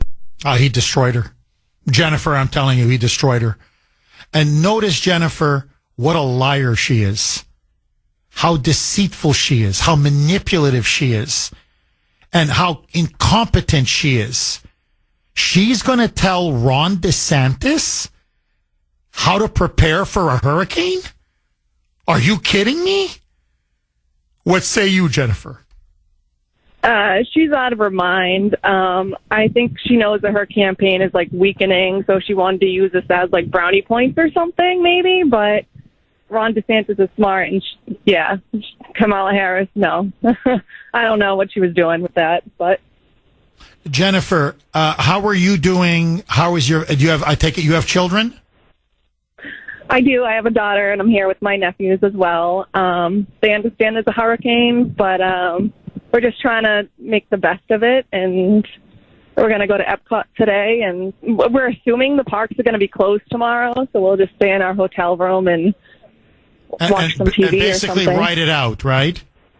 Yeah, that's all we can do. I couldn't cancel because I have like work and stuff, so I had conflicts. Otherwise, I would have rescheduled. Jennifer, please be safe, stay safe, and could you do me a favor? I'm asking everybody who's called into the show from Florida, call back, text us, whatever, but just let us know that you're okay when the storm hits, because I want to make sure you, your daughter, your nephew, your family, everybody is safe and sound. That's all that matters. Will you do that for us? Absolutely. Thank you. Thank you so much, Josh. Please watch yourself and watch your family. Take care of yourself, Jennifer. 617-266-6868. Okay, very quickly. Hey, you need to hear this, all of you. Kamala Harris, as the border czar, do you know what she did in North Carolina? There's no money for the people in Western North Carolina. There's no money. But you know where they found $750 million? Big story up on Breitbart. $750 million they spent to resettle illegals, the so-called migrants, into North Carolina. In other words, you want to make a red state blue? This is how you do it. Flood them with illegals. And you take $750 million and you make sure you fly them in and you house them and you feed them and you give them free health insurance and free health care. And you make sure that they now are resettled all across that state. And that's how you turn it from a red state to a blue state. So you see, when it comes to the migrants and flying them in to change the political culture and the demographics, of a red, historically red state like North Carolina, then, hey, unlimited money, my friends. Unlimited. But when it comes to actually helping the poor people out, in the Trump areas of the state, sorry, you're on your own. Sorry, no money for you. It's beyond disgusting. It's evil. I'm telling you, it's pure evil. Now, Fox Business is reporting, and many of you have been texting this to the Kuhner man as well. So now some of the financial networks and the financial papers are reporting. Mayorkas is lying. There is money in the FEMA budget. So listen now to this. According to Fox Business, and by the way, according to the Wall Street Journal, and according to Investors Business Daily, and CNBC, and Bloomberg, there is $8.3 billion in the FEMA budget hidden that is untapped that could be used for the people of North Carolina or the people of Georgia or now, God forbid, the people in the west coast of Florida as Hurricane Milton now makes its about to hit landfall, I think by tomorrow. So, in fact, there's $8.3 billion. So why is Mayorkas lying? Why is he telling the people of North Carolina and Georgia, and trust me soon, the people of Florida, no, there's no more money. We spent it all. It's gone. I'll tell you why. Because they don't want the money sent in. They don't want those areas rebuilt. They don't want the people there to stay. Drive them out before the election so they can take North Carolina and Georgia. And most importantly, get the lithium in the ground. No, we're not going to rebuild your town. Leave. And by the way, sell us your home on pennies on the dollar. So we can take a land grab and then get all of those vital rich minerals for our Green New Deal, for all of those EVs and electric batteries that we need. It needs lithium. It's worth billions and billions and billions of dollars. I mean, this is beyond incredible. By the way, as many of you have been pointing out to the Kuhner man, electric vehicles now, in the wake of this flooding and hurricane, useless. Useless. You can't drive an EV out of a flood. You can't drive an EV in this kind of torrential rain. Literally, the EV just shuts down. So, in the wake of a natural disaster, an electric vehicle is useless.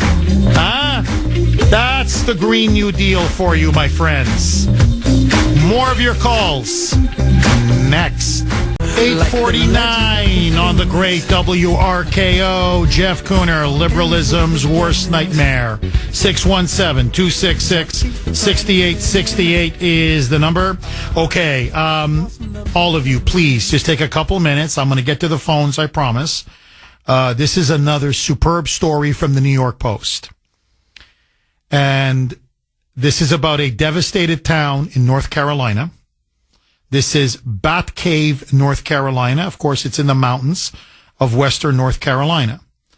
And I just want to tell you what the civilians there, the citizens there are saying, that FEMA has abandoned them. Quote, nobody's been bringing in supplies except civilians. And so here is Chelsea Atkins, 38 years old. She is a health researcher originally from Buffalo, New York. And she gave an interview with the New York Post, sharing her frustration with the utter negligence, actually criminal negligence, and incompetence of FEMA. Quote, here's what she said. FEMA called me and told me they wanted to inspect my house. Then they called me back to say they couldn't drive around the quote-unquote road closed sign. They weren't allowed. This is what she told the New York Post. She continues, you can drive it by car for sure. It's not that bad. You just have to drive around the road closed sign. I explained that to them. They said they couldn't do it. Now, the Post said, well, yeah, we saw the sign. We just went around the road closed sign. The road is still, it's still drivable, still passable. And we got to her, Chelsea Atkins, but many other people in Batcave. And for example, they said, look, if we had a pickup truck or, multiple SUVs or whatever, we could have loaded it up with supplies, which is what FEMA could have done. Water, food, life-saving medicines, whatever you need. Maybe throw a generator back there with some fuel. She said, we had no problem. The New York Post says we had no problem making it to Batcave. Now, this is what Atkins said. Quote, FEMA hasn't been here. Now, this is 10 days after the storm. 10 days. It's been a civilian-run operation since day one. You can't ask the authorities for help. They'll say you need to leave. So we're handling it. Leave it to us and we'll get it covered. So in other words, they're saying FEMA was so bad that we don't need them. And now it's gotten to the point they say, no, if you ask FEMA for help, they're going to tell you, basically it's a form of political cleansing. You've heard of ethnic cleansing or religious cleansing. It's really a form of political cleansing. It's like, okay, no, you got to leave. What do you mean, abandon our town? Yep, you got to leave. All of you, leave. You want our help? You got to leave. You want us to help rebuild in any way? Leave. And of course, they don't rebuild. They just bulldoze the whole place and basically tell you your town is gone. That's what's happening in town after town after town. They just bulldoze the whole place and say, I'm sorry, you're never going to come back. So do you want to sell your land now? So the people of Batcave, apple orchard workers, I'm just reading from the New York Post story, local contractors armed with chainsaws have been working tirelessly around the clock to clear the roads and begin rebuilding their shattered community. So they say that, by the way, nobody has been bringing in supplies except civilians, according to Chelsea Atkins. Now, they say that there are civilians who have ex-military, former military, remember the so-called redneck Air Force, what they call themselves. They go, these people have been amazing. On their dime, not the taxpayers' dime, on their dime, they're bringing in food, water, emergency supplies. They go, they've actually gotten us generators, 5-gallon fuel tanks. They go, they have saved lives. If it wasn't for them, the body count would be much higher. And they're, quote, this is what Curtis McCart, a retired Los Angeles Fire Department captain and paramedic who lives in Batcave. This is what he said, quote, at this point, I don't care if FEMA comes by. I don't want somebody to pull me out of here saying I'm working in an unsafe spot. And he says, then we'll have to abandon the whole town. Now, Sandy made a brilliant point to me when we were off air. And I didn't mention it, and I should mention it. And all of you need to know this. This is what the residents now, it's not just Batcave. This is what the residents of Western North Carolina and rural Georgia are all testifying to. Hurricane Helene hit. Okay, so you've got the rain, the flooding, the devastation. Now it's the day after. Your home is still standing. In other words, it wasn't blown away or utterly destroyed by the actual hurricane itself. It's the day after.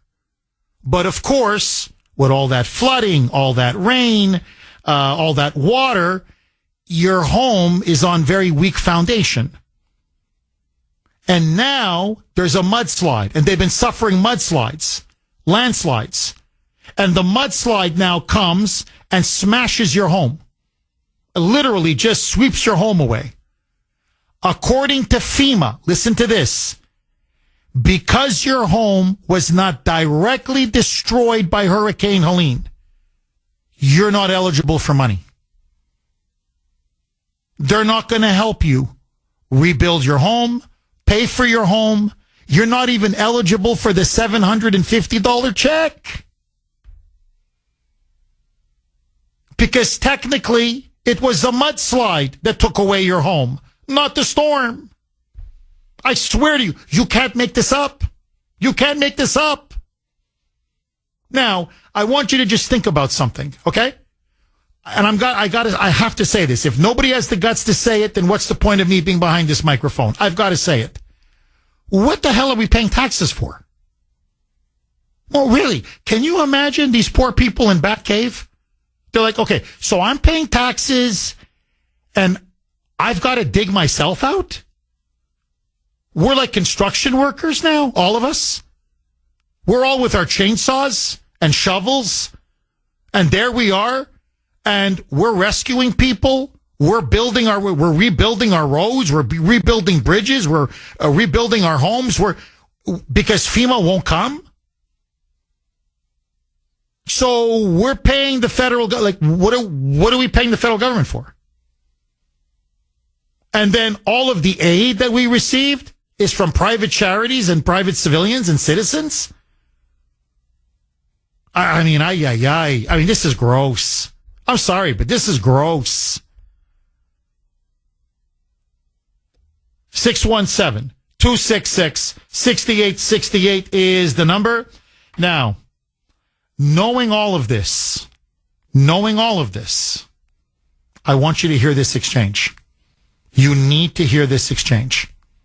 Okay, you now know how bad it is in those ravaged areas. $1.4 billion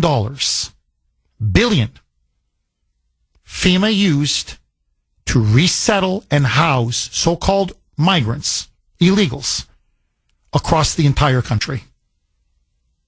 1.4 billion. That's a fact. You got the Mayorkas, Department of Homeland Security, saying there's no more money. There's no more money. So Peter Doocy of Fox News asks Karine Jean-Pierre, Minister of Propaganda, well, how come there's no money for the poor people of Western North Carolina and rural Georgia, but you have all this money for the illegals and the migrants? You've got to hear this. Roll cut 5, Mike. President Biden is fond of saying, show me your budget and I will tell you what you value. If he's got money for people in Lebanon right now, without Congress having to come back, what does it say about his values? There's not enough money right now for people in North Carolina who need it. That's not misinformation. Wait, no, that is your whole premise of the question is misinformation, sir. What you do? Yes, it's misinformation. Is there money to send Lebanon right now? I just mentioned to you that we provided more than $200 million to folks who are impacted in the area, and I just shared with you that people are deciding not to. People are deciding not to. Wait. To Congress that there's not enough money to help people in North Carolina. We're talking about the SBA disaster loan. That's money for people in North Carolina. And that's important, and people in North Carolina need that. Wait, this is nothing new. Peter, this is nothing new. Just because you don't like a question doesn't mean it's misinformation. Just because it's the truth and it unmasks and exposes your utter incompetence, indifference, and really callousness. Okay? You're sick. All of you are sick. You're a bunch of sociopaths. And you're being called out on it. Suddenly now that's misinformation. Okay, let me play it again. Where's the misinformation? Here is Mayorkas to the media on FEMA just a few days ago. And by the way, he runs FEMA. So this is the guy that runs FEMA.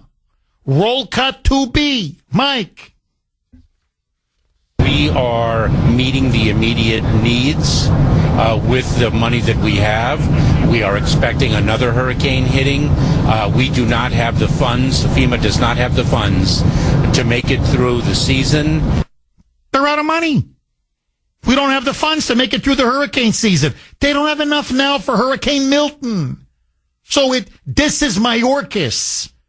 This is misinformation. But she won't let it go. She's got a blazer on. She's got this jacket. She's wearing this purple shirt. She's got makeup. You could tell she's spending hours. So this is their priority. Kamala Harris is doing a sex podcast. I swear to you, a raunchy sex podcast. And this one is like she's, a fashion model. Like she's going to a fashion show and lying through her teeth. Roll cut 5A, Mike. Congress comes together, they provide money, millions of dollars, for disaster relief. We're asking them to do the job that they have been doing for some time. From a letter that President Biden sent to Johnson, McConnell, Schumer, and Jeffries. The president's letter is not misinformation. Would you agree? No, the way you're asking me the question is misinformation. There's money that we are allocating to the impacted areas, and there's money there to help people who truly need it. There are survivors who need the funding, and it's there. That you don't like misinformation. I actually said we have the money available to help survivors of Hurricane Helene and also Hurricane Milton. Yeah, well, your boss disagrees with you. So it really doesn't matter what you... And then, by the way, then she just storms out. Then she literally just storms out. This is one of the most remarkable exchanges. So, Mayorkas is lying. Her own boss, Biden, wrote a letter saying there's no more money in FEMA. Can you guys give us more money? So that's why Ducey's like, but it's in Biden's letter that there's no more money left in FEMA. And she's like, well, we sent them $200 million. And Ducey's like, well, they haven't received the $200 million. I guarantee you that. But you've got $157 million for Lebanon.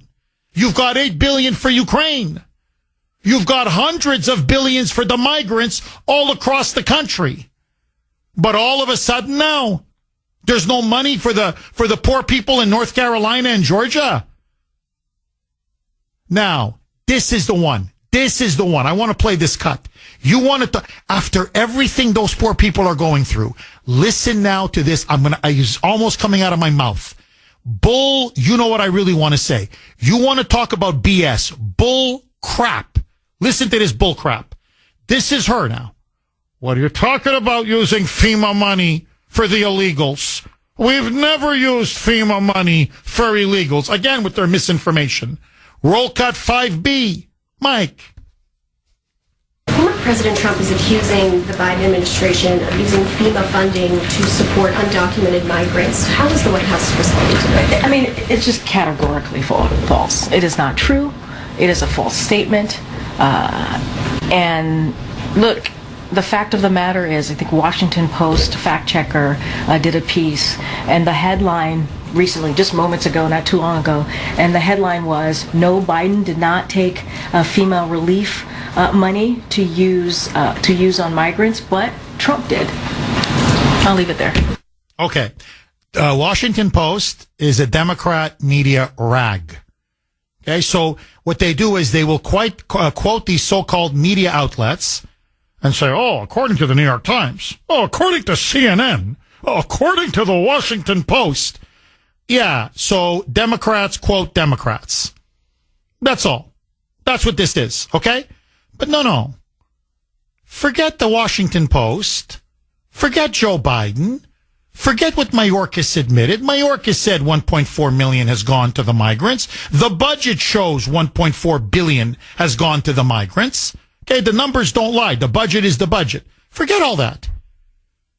Here is Karine Jean-Pierre herself, the liar in chief, the minister of propaganda, the consummate BSer. This was her in 2022, just a couple of years ago. And what did she have to say about FEMA and the so-called migrants? Listen to her now in her own words. Roll cut 5C, Mike. As far as how we're supporting cities, so, as we've done many times in response to repeated attempts by these Republican officials to create chaos and confusion at the border, we are working to manage the consequences of including this latest political charade that we're seeing. So FEMA regional administrators have been meeting with city officials on site to coordinate available federal support from FEMA and other federal agencies. Funding is also available through FEMA's Emergency Food and Shelter Program to eligible local governments and non-for-profit organizations upon request to support humanitarian relief for migrants. We'll continue to do what we can as a federal government to support these cities as we rebuild our asylum processing system after it was gutted by the Trump administration. She's a disgusting liar. Just a vile, two-faced, disgusting liar. In her own words, we're spending hundreds and hundreds of millions of dollars in 2022 sending in emergency food, funding, housing, you name it, shelter for the illegals. She goes, that's what FEMA's there for. We're helping, with New York, with Boston, with Chicago, with Los Angeles, with Atlanta. That's what FEMA's there. They're flying the migrants in. They're helping to house them, feed them, clothe them, shelter them, the whole bit. It's coming from FEMA money, FEMA funding. Yesterday, FEMA money going to migrants. That's a lie. The Washington Post fact-checked it. It's a lie. She just got promoted. I swear to you, God is my witness. She just got promoted. Karine Jean-Pierre, the Minister of Propaganda, was officially named yesterday a quote-unquote senior advisor to Joe Biden. Basically, the expression in Washington is they kicked her upstairs. So maybe because she's such a bad liar, such an obvious liar, she's such a two-faced liar that you can go, well, that's you in 2022. This is you now. This was you last year. This is you now. This was you 3 months ago. This is you now. So maybe it's because because she's such a horrible liar. They said, maybe we should take her away from the cameras. Well, what do? If we fire her, they're going to call us racist. Hey, this is the Washington way. When someone's really incompetent and corrupt in their job, you promote them. Yeah, that's what you do. You kick them upstairs. No, I would have her run FEMA. I mean, what the hell at this point? Let her run FEMA. It can't get any worse. This is a disaster. This administration is a joke. Biden is a joke. Harris is a joke. Mayorkas is a joke. KGP is a joke. I've never seen such an incompetent, disastrous, inept administration in my entire life. I swear, I can't believe I'm saying this. They make Obama look good. Hell, they make Jimmy Carter look good. Jimmy just recently turned 100 years old. I'm telling you, if I'm Jimmy, no wonder the guy wants to stay, did everything he could to make it to 100. Jimmy, you did it.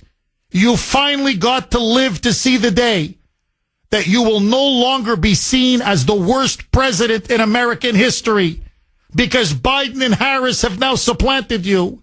Jimmy, I'm happy for you. If you can understand what's even being said, the poor guy looks in very bad shape. But let that go. Kevin in New Hampshire. Thanks for holding, Kevin, and welcome.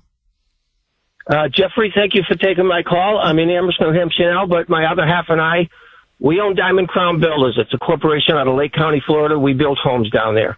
And I'm looking at this hurricane coming in, and normally when it comes in, Category 4, 3, 4, 5, usually by the time it hits Central Florida, it's nothing more than, a storm with winds. This is not the case with this hurricane, and I'm really concerned about people who are in Central Florida. I know the coast is going to take a hit. I get it. That's typical. But in this particular storm, I'm concerned very much for Central Florida. Any home that is built between 8 and maybe 10 years old, if you're built within that time frame, you're built under Miami-Dade hurricane standards. It's a much different standard today. Miami-Dade started it, and even over the last 10 years, every year they seem to even improve that. But if you have a home that's over 10 years old and you're in Central Florida and this hurricane comes in at a 1, you've got some serious problems. And I don't know how they're going to have enough money to actually take care of all of that. The coast, I get it. But I just wanted to bring attention to this particular storm and how it's coming into Florida. That's a great point. Kevin, that's a great point. And thank you very much for that call. Look, the mayor of Tampa just came out and told all the residents of Tampa, get out or else you're going to die. Apparently the storm is that serious. Get out or die. 920 on the great WRKO. Jeff Kuhner, Boston's Bulldozer, 617-266-6868. Anthony in New Hampshire. Thanks for holding, Anthony, and welcome. Jeff, when I was younger, I worked for a company that we went to Hurricane Hugo. They hired our company to do some work during the hurricane. So I'm kind of slow. I have some heavy equipment. So I figured, hey, let's see if, take me and my kid. We'll go down to North Carolina. We'll see if we can get the equipment hired because I don't have a lot of money to go down there for free. So I called up rebuild.nc.gov to get information. The voicemail tells you about how residents can apply for help to stay at hotels and all this stuff. And then all of a sudden it goes right into, we're no longer accepting applications, but if you're interested in a buyout, and then there's contact information. I had to listen to it twice to see if I was listening, and I did. So I would do your homework, rebuild.nc.gov, and listen to that message because it's offering buyouts for these people 8 days after the hurricane. That's incredible. I mean, it's disgusting. It's beyond disgusting. I'm shaking right now because I hear all the conspiracy theories and everything and weather manipulation and BlackRock and they want the lithium. And a lot of it can be a little crazy. I don't have a tinfoil hat yet. And my adrenaline right now, I am shaking after hearing that message because all this stuff is coming through. So you're volunteering to help. You want to help. And they're telling you, basically, we don't want your help. But if you want to buy out your land, if you want someone to buy you out, this is the place to contact. This is the number to call. Correct? Yes, we're not actually volunteering. We need to get paid because I don't have that kind of money to go there for free. But it tells the residents that they're no longer accepting applications to give them money to help them to stay at hotels. And then it says if you're interested in a buyout, and it goes into another spiel. Unbelievable. Unbelievable. Yeah. So the people in North Carolina, they go to that website or make the call or whatever. They can't get any help. Basically, blank you. But if you want a buyout, that we have a number for you to call. I'm telling you, Jeff, I'm shaking right now after listening to that message. Well, Anthony, look, again, I'm going to, lay my cards on the table. This is not Jeff Kuhner, I don't know, going on fringe websites. This is the North Carolina press. I'm just reporting what the North Carolina media has been reporting. Local media, the state, big newspapers, local TV outlets, BlackRock. I mean, this has been so widely reported. There are like dozens of stories on it. BlackRock for the last couple of years has gone to town after town, home after home, saying, we want to buy your land. When we don't care about the house, we want to bulldoze the house. It's not the house. We want the lithium. It's got the biggest deposit of lithium in the country. I mean, that's a fact. And BlackRock they're in the EV business. They're in the rare minerals business. And they realize this is basically 21st century version of gold. And you're going to need it for all of these electric vehicle batteries. Lithium is the key ingredient. That's why it's one of the most valued minerals now in the entire world. And so BlackRock, it's open. I mean, it's not a conspiracy. BlackRock has said, yeah, we want the land. We want the minerals. We want the lithium and the cobalt. And so they've been looking to buy out that whole, town after town, the vast tracts of territory and land in western North Carolina. And as you know, BlackRock is one of the biggest donors of the Democratic Party. Biden, Harris, the governor is a Democrat, Roy Cooper. His coffers are full of BlackRock money. I mean, again, this is all public information. And who do you think is now making an offer to buy all the land? BlackRock. So it's obvious. That's why they've turned their back on the people of western North Carolina. And the people of Western North Carolina, they're all saying it. They go, no, they want the land. We didn't want to sell for years because this is the land of our ancestors. This is Appalachia. So they go, look, this goes back generations. We're not going to sell it. We don't care. This is our home. This is where our family comes from. This is where our roots are. We love it here. We're mountain people. We love the mountains. This is who and what we are. No, you can't, I don't care. $1 million, $2 million, we're not for sale. Well, now, when you have no home, you have no town, you have no street, you have nothing, it's all underwater, or it's been, taken away in a mudslide, well, now you're desperate. And now they're going to these people and saying, you want to sell now? That's what's really happening, Anthony. It's beyond diabolical. And, the conspiracy theory is are the clouds being manipulated? Is the weather being manipulated? Are they using HARP and other geoengineering to cause these storms? But what BlackRock is doing, and the pressure they've been putting the townspeople under for years to sell, that, Anthony, has been widely reported. And BlackRock hasn't hidden that. BlackRock openly tells you, yeah, we want Asheville. We want Bat Cave. We want all those places. Why? For the lithium. Anthony, this is an incredibly important call. And I thank you very much for doing your due diligence and for calling us and letting us know. So here's Anthony now telling us in his own words. You go to go to the website where you're supposed to get relief help, and they will tell you, do you want someone to buy your land? We'll help you get a hotel, but that's it. You're not getting any more benefits. Sell the land. That tells you everything you need to know. 9:31 on the great WRKO. Jeff Kuhner, liberalism's worst nightmare, baby. 617-266-6868. This is from Larry on Messenger, and I think he absolutely nailed it. Jeff, this is irony defined.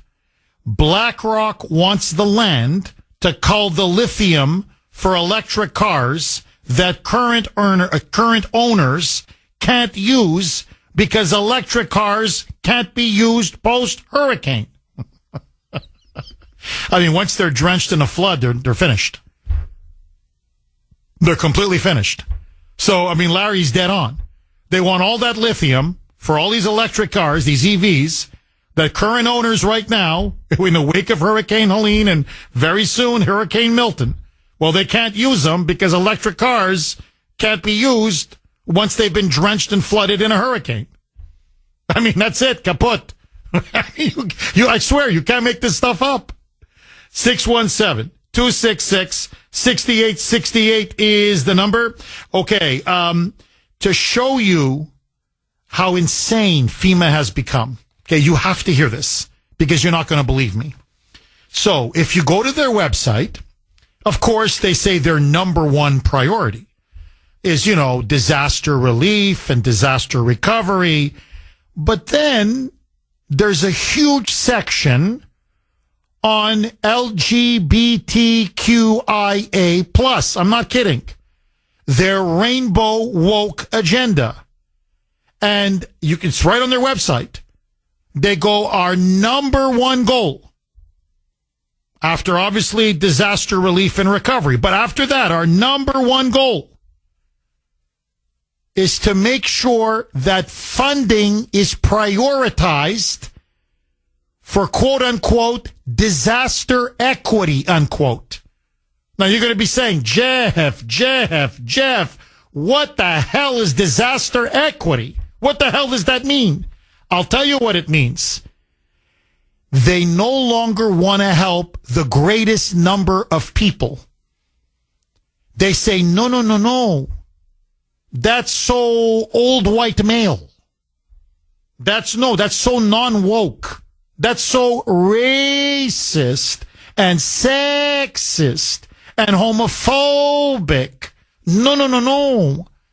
They say now funding should be given first to people who are gay, lesbian, transgender, bisexual, queer, pansexual, non-sexual, supersexual, whatever sexual. I'm not kidding.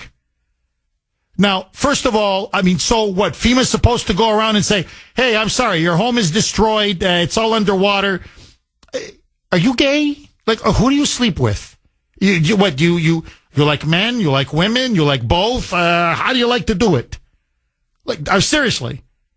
Like, how are they supposed to know if someone is gay or lesbian? No, really. You're in a disaster zone. What? The rainbow flag is flying on your home? Or what's left of your home? Now, you're going to say, Jeff, I don't believe you. This is impossible. Okay. This is the director of FEMA Emergency Management, Tyler Atkins, who goes by the pronouns, I swear to you, he/they. So he's either a he or a they. He's not sure. He's either a person or he's multiple people.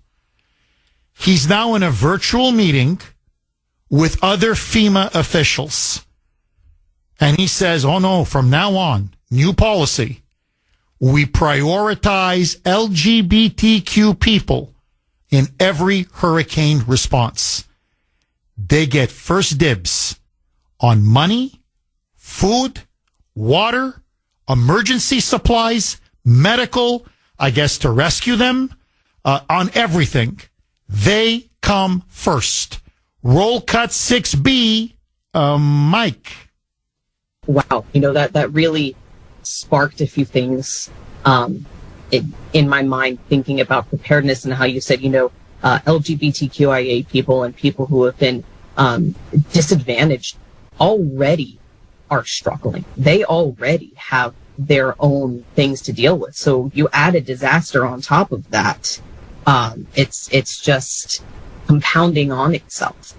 And I think that is maybe the why of why we're having these discussions, is because it isn't being talked about. It isn't being socialized. We're not paying attention to this community.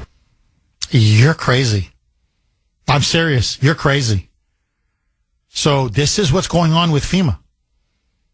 So I guess what? Are they going through the hills of Western North Carolina and saying, not many gay people here? If you're not gay, no money for you. No food and water for you. You can't make this up. That's how dysfunctional, not just FEMA, but this entire government is. Mark in Woburn. Thanks for holding, Mark, and welcome. How you doing? I'm doing great. How are you, Mark? I'm doing okay. I'm just a little confused. My Moonbat relatives are sending me all these links about the MAGA Republicans who voted against the funding for FEMA. What's the deal with Matt Gaetz not voting for his own people and stuff? How do I counter that? Well, whether they voted for or against FEMA is really irrelevant. The fact of the matter is, Mark, the FEMA has had a ton of money and they're not spending it. And they've spent most of it on the illegals. And apparently now we're finding out that Mayorkas does have $8.3 billion. Apparently he doesn't want to use it. So why doesn't he want to use it? And I think, Mark, the answer is obvious. Because those areas that were hit hard by Hurricane Helene are overwhelmingly Trump MAGA areas. So whether Matt Gaetz voted for extra FEMA funding or not is really irrelevant. They have more than enough money if they really wanted to spend it. And why are they spending all of this money on illegals? I mean, what I would just tell all your liberal friends and family members is, so there's no money for North Carolina, but there's money for Lebanon? There's no money for North Carolina, but there's money for Ukraine? There's no money for North Carolina, but there's literally hundreds of billions of dollars to resettle and house illegals all across our country? And FEMA went to its own budget and depleted $1.4 billion? So whether Matt Gaetz voted for something or not, Matt Gaetz is not running the country. Joe Biden Kamala Harris and Mayorkas are. And they've abandoned the people of North Carolina. I mean, remember, just tell your Moonbat friends or family members, what about George Bush and Hurricane Katrina? And nobody asked whether, I don't know, Ted Kennedy voted for extra FEMA aid. Nobody asked about Schumer, how he voted. The media said the president, the buck stops with him. People are dying. The response has been late, weak, and ineffective. So if it was good enough for Bush, why isn't it good enough for Biden and Harris? I mean, Mark, I think that's the obvious rebuttal. Instead of getting into the weeds about Matt Gaetz and why Matt Gaetz voted for it or not. What do I say to them when they say that Harris is just trying to get ahead of stuff now? And, you know, like in Florida, so that, like, it's not another North Carolina. Well, how is she trying? And that's why she's calling DeSantis to get the money there and stuff. Well, she doesn't need to call DeSantis to get the money there. So why is she calling DeSantis? That's a good question. Why is she calling DeSantis? Well, I mean, maybe she wants to go there. Didn't she go to North Carolina, like last week? Yeah, after the fact. Yeah, she went a week after the fact. So what is she trying to do now? Get there ahead of time? Well, she's trying to tell DeSantis how to manage the response. And as DeSantis said, she never once called in 3.5 years. We've had multiple hurricanes. So I deal with the president and I deal with Mayorkas. I deal directly with FEMA and with the president. What do I have to do with her? She's injecting herself in something that's none of her business. If Kamala Harris really wanted to help, she would pick up the phone and not call DeSantis. She would call Mayorkas and say, send more money. She's politicizing the hurricane. She's trying to put herself in the middle of a hurricane response. And DeSantis is like, look, man, lives are hanging in the balance. Every minute I lose, every second I lose, I waste with you on the phone is time spent away from preparing for the mother of all storms. No, Kamala Harris can help very simply. Come out, make a public statement to Mayorkas. You've got $8.3 billion. We know it's untapped. You tell the people of Florida it's there for them in the wake of Hurricane Milton. But she won't do that, Mark. She's playing political games while people are about to die. One last thing. Don't gas engines flood too? Yes, but then once they flood, you can still use them. You get it? Well, yeah, the batteries in the electric cars explode. If they flood, they explode or potentially could explode. So all these EVs now that they keep pushing and marketing in the wake of a hurricane are actually dangerous and they're useless. Useless. I had a Honda Civic. It got flooded. We got it fixed and it worked again. 9:49 on the great WRKO. Jeff Kuhner, Boston's bulldozer, cleaning up the liberal bull. Dave on Messenger made an absolutely superb point. Jeff, it's funny that the left is all against fracking, but they want to tear up land in order to get lithium. How about the impact to the environment on removing lithium from the ground? That's an absolutely brilliant point.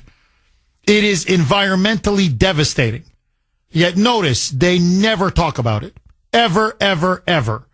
Alan on Messenger also made a very good point. Jeff, electric vehicles also cannot be used when there's no power to charge them. And all these places now affected, say, Hurricane Helene, soon now Hurricane Milton, they're going to be without power. No electricity, no power, no nothing. So what do you do then? Now, Sandy made a very interesting point. I had no idea about gas-powered cars. I had a gas-powered car in 2005. I mean, I still do, but in 2005, I had a Honda Civic. Long story short, I don't want to get into all the details. I got caught in Northern Virginia. I was working at the Washington Times, and I got caught in a torrential downpour. And there was so much water. I was caught in an underpass that literally my car flooded. My Honda Civic. I had to jump through the window. I would have drowned. I literally would have. I'm noticing, I'm like, oh my God, the water's going up and up and up and up and up and up. So anyway, I went through the window and my car was completely flooded. And I got it fixed.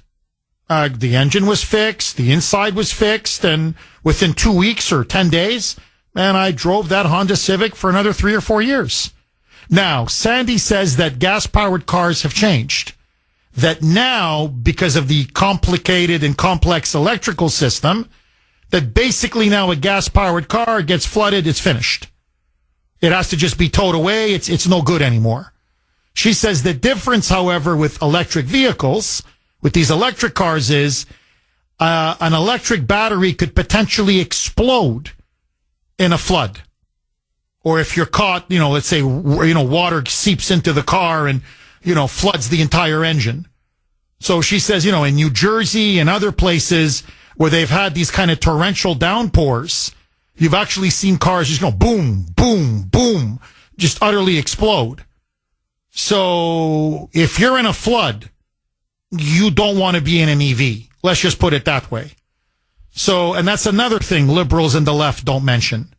617-266-6868.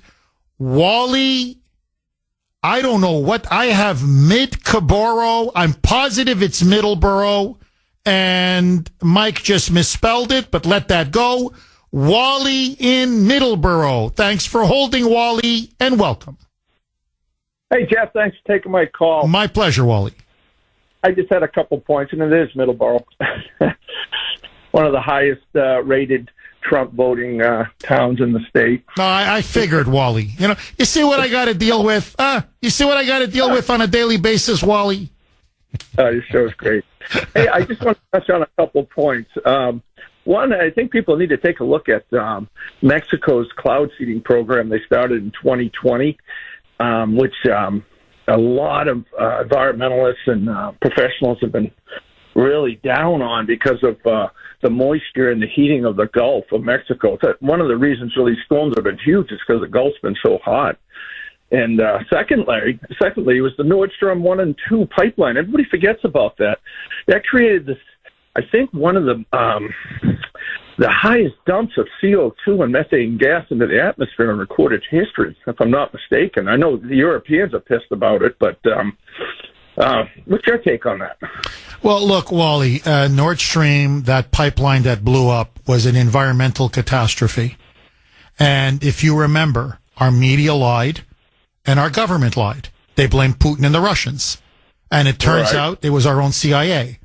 Or now they're trying to claim, well, it was Ukrainian intelligence. Well, no, we are Ukrainian intelligence. They don't do anything. We fund them, we support them, we bankroll them. No, we direct them. No, Ukrainian intelligence is the CIA. They're one and the same. So it was an environmental nightmare. Now, something else I've read on top of what you're talking about, the cloud seeding, is apparently there was a huge volcano, underground volcano, near Florida in the Atlantic Ocean. And apparently that has also caused a lot of hot air, warmer temperatures, hot air to be released into the atmosphere. And they say that could be another reason why you've had such, so many hurricanes. It's going to be now 3 in a row, September going into October. And they've been so devastating. So, so intense. But look, the elephant in the room is geoengineering and HARP and this technology to manipulate weather patterns, to create hurricanes, to intensify hurricanes. Now, many people are convinced that this is being done deliberately. Now, look, I have to see a lot of evidence to say yes. I can just tell you about BlackRock and the lithium. That I know for sure. I can prove that. But there's a lot of people out there who feel very strongly that the weather is being manipulated, that we have the military satellite technology to do it, and that they are doing it.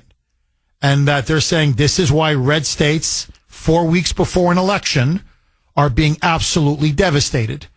That this is not accidental. This is planned and coordinated. So to be fair, Wally, I know many in this audience believe it. Many intelligent people I know believe it. And they're sending me story after story after story telling me that this is exactly what's taking place. Now, I don't know. I'm going to remain neutral until I see more convincing, compelling evidence. But it's all awfully suspicious. I'll just say this. Very, very suspicious. To everybody in Florida, please stay safe. You're in our thoughts and prayers. I gotta go. Bye-bye.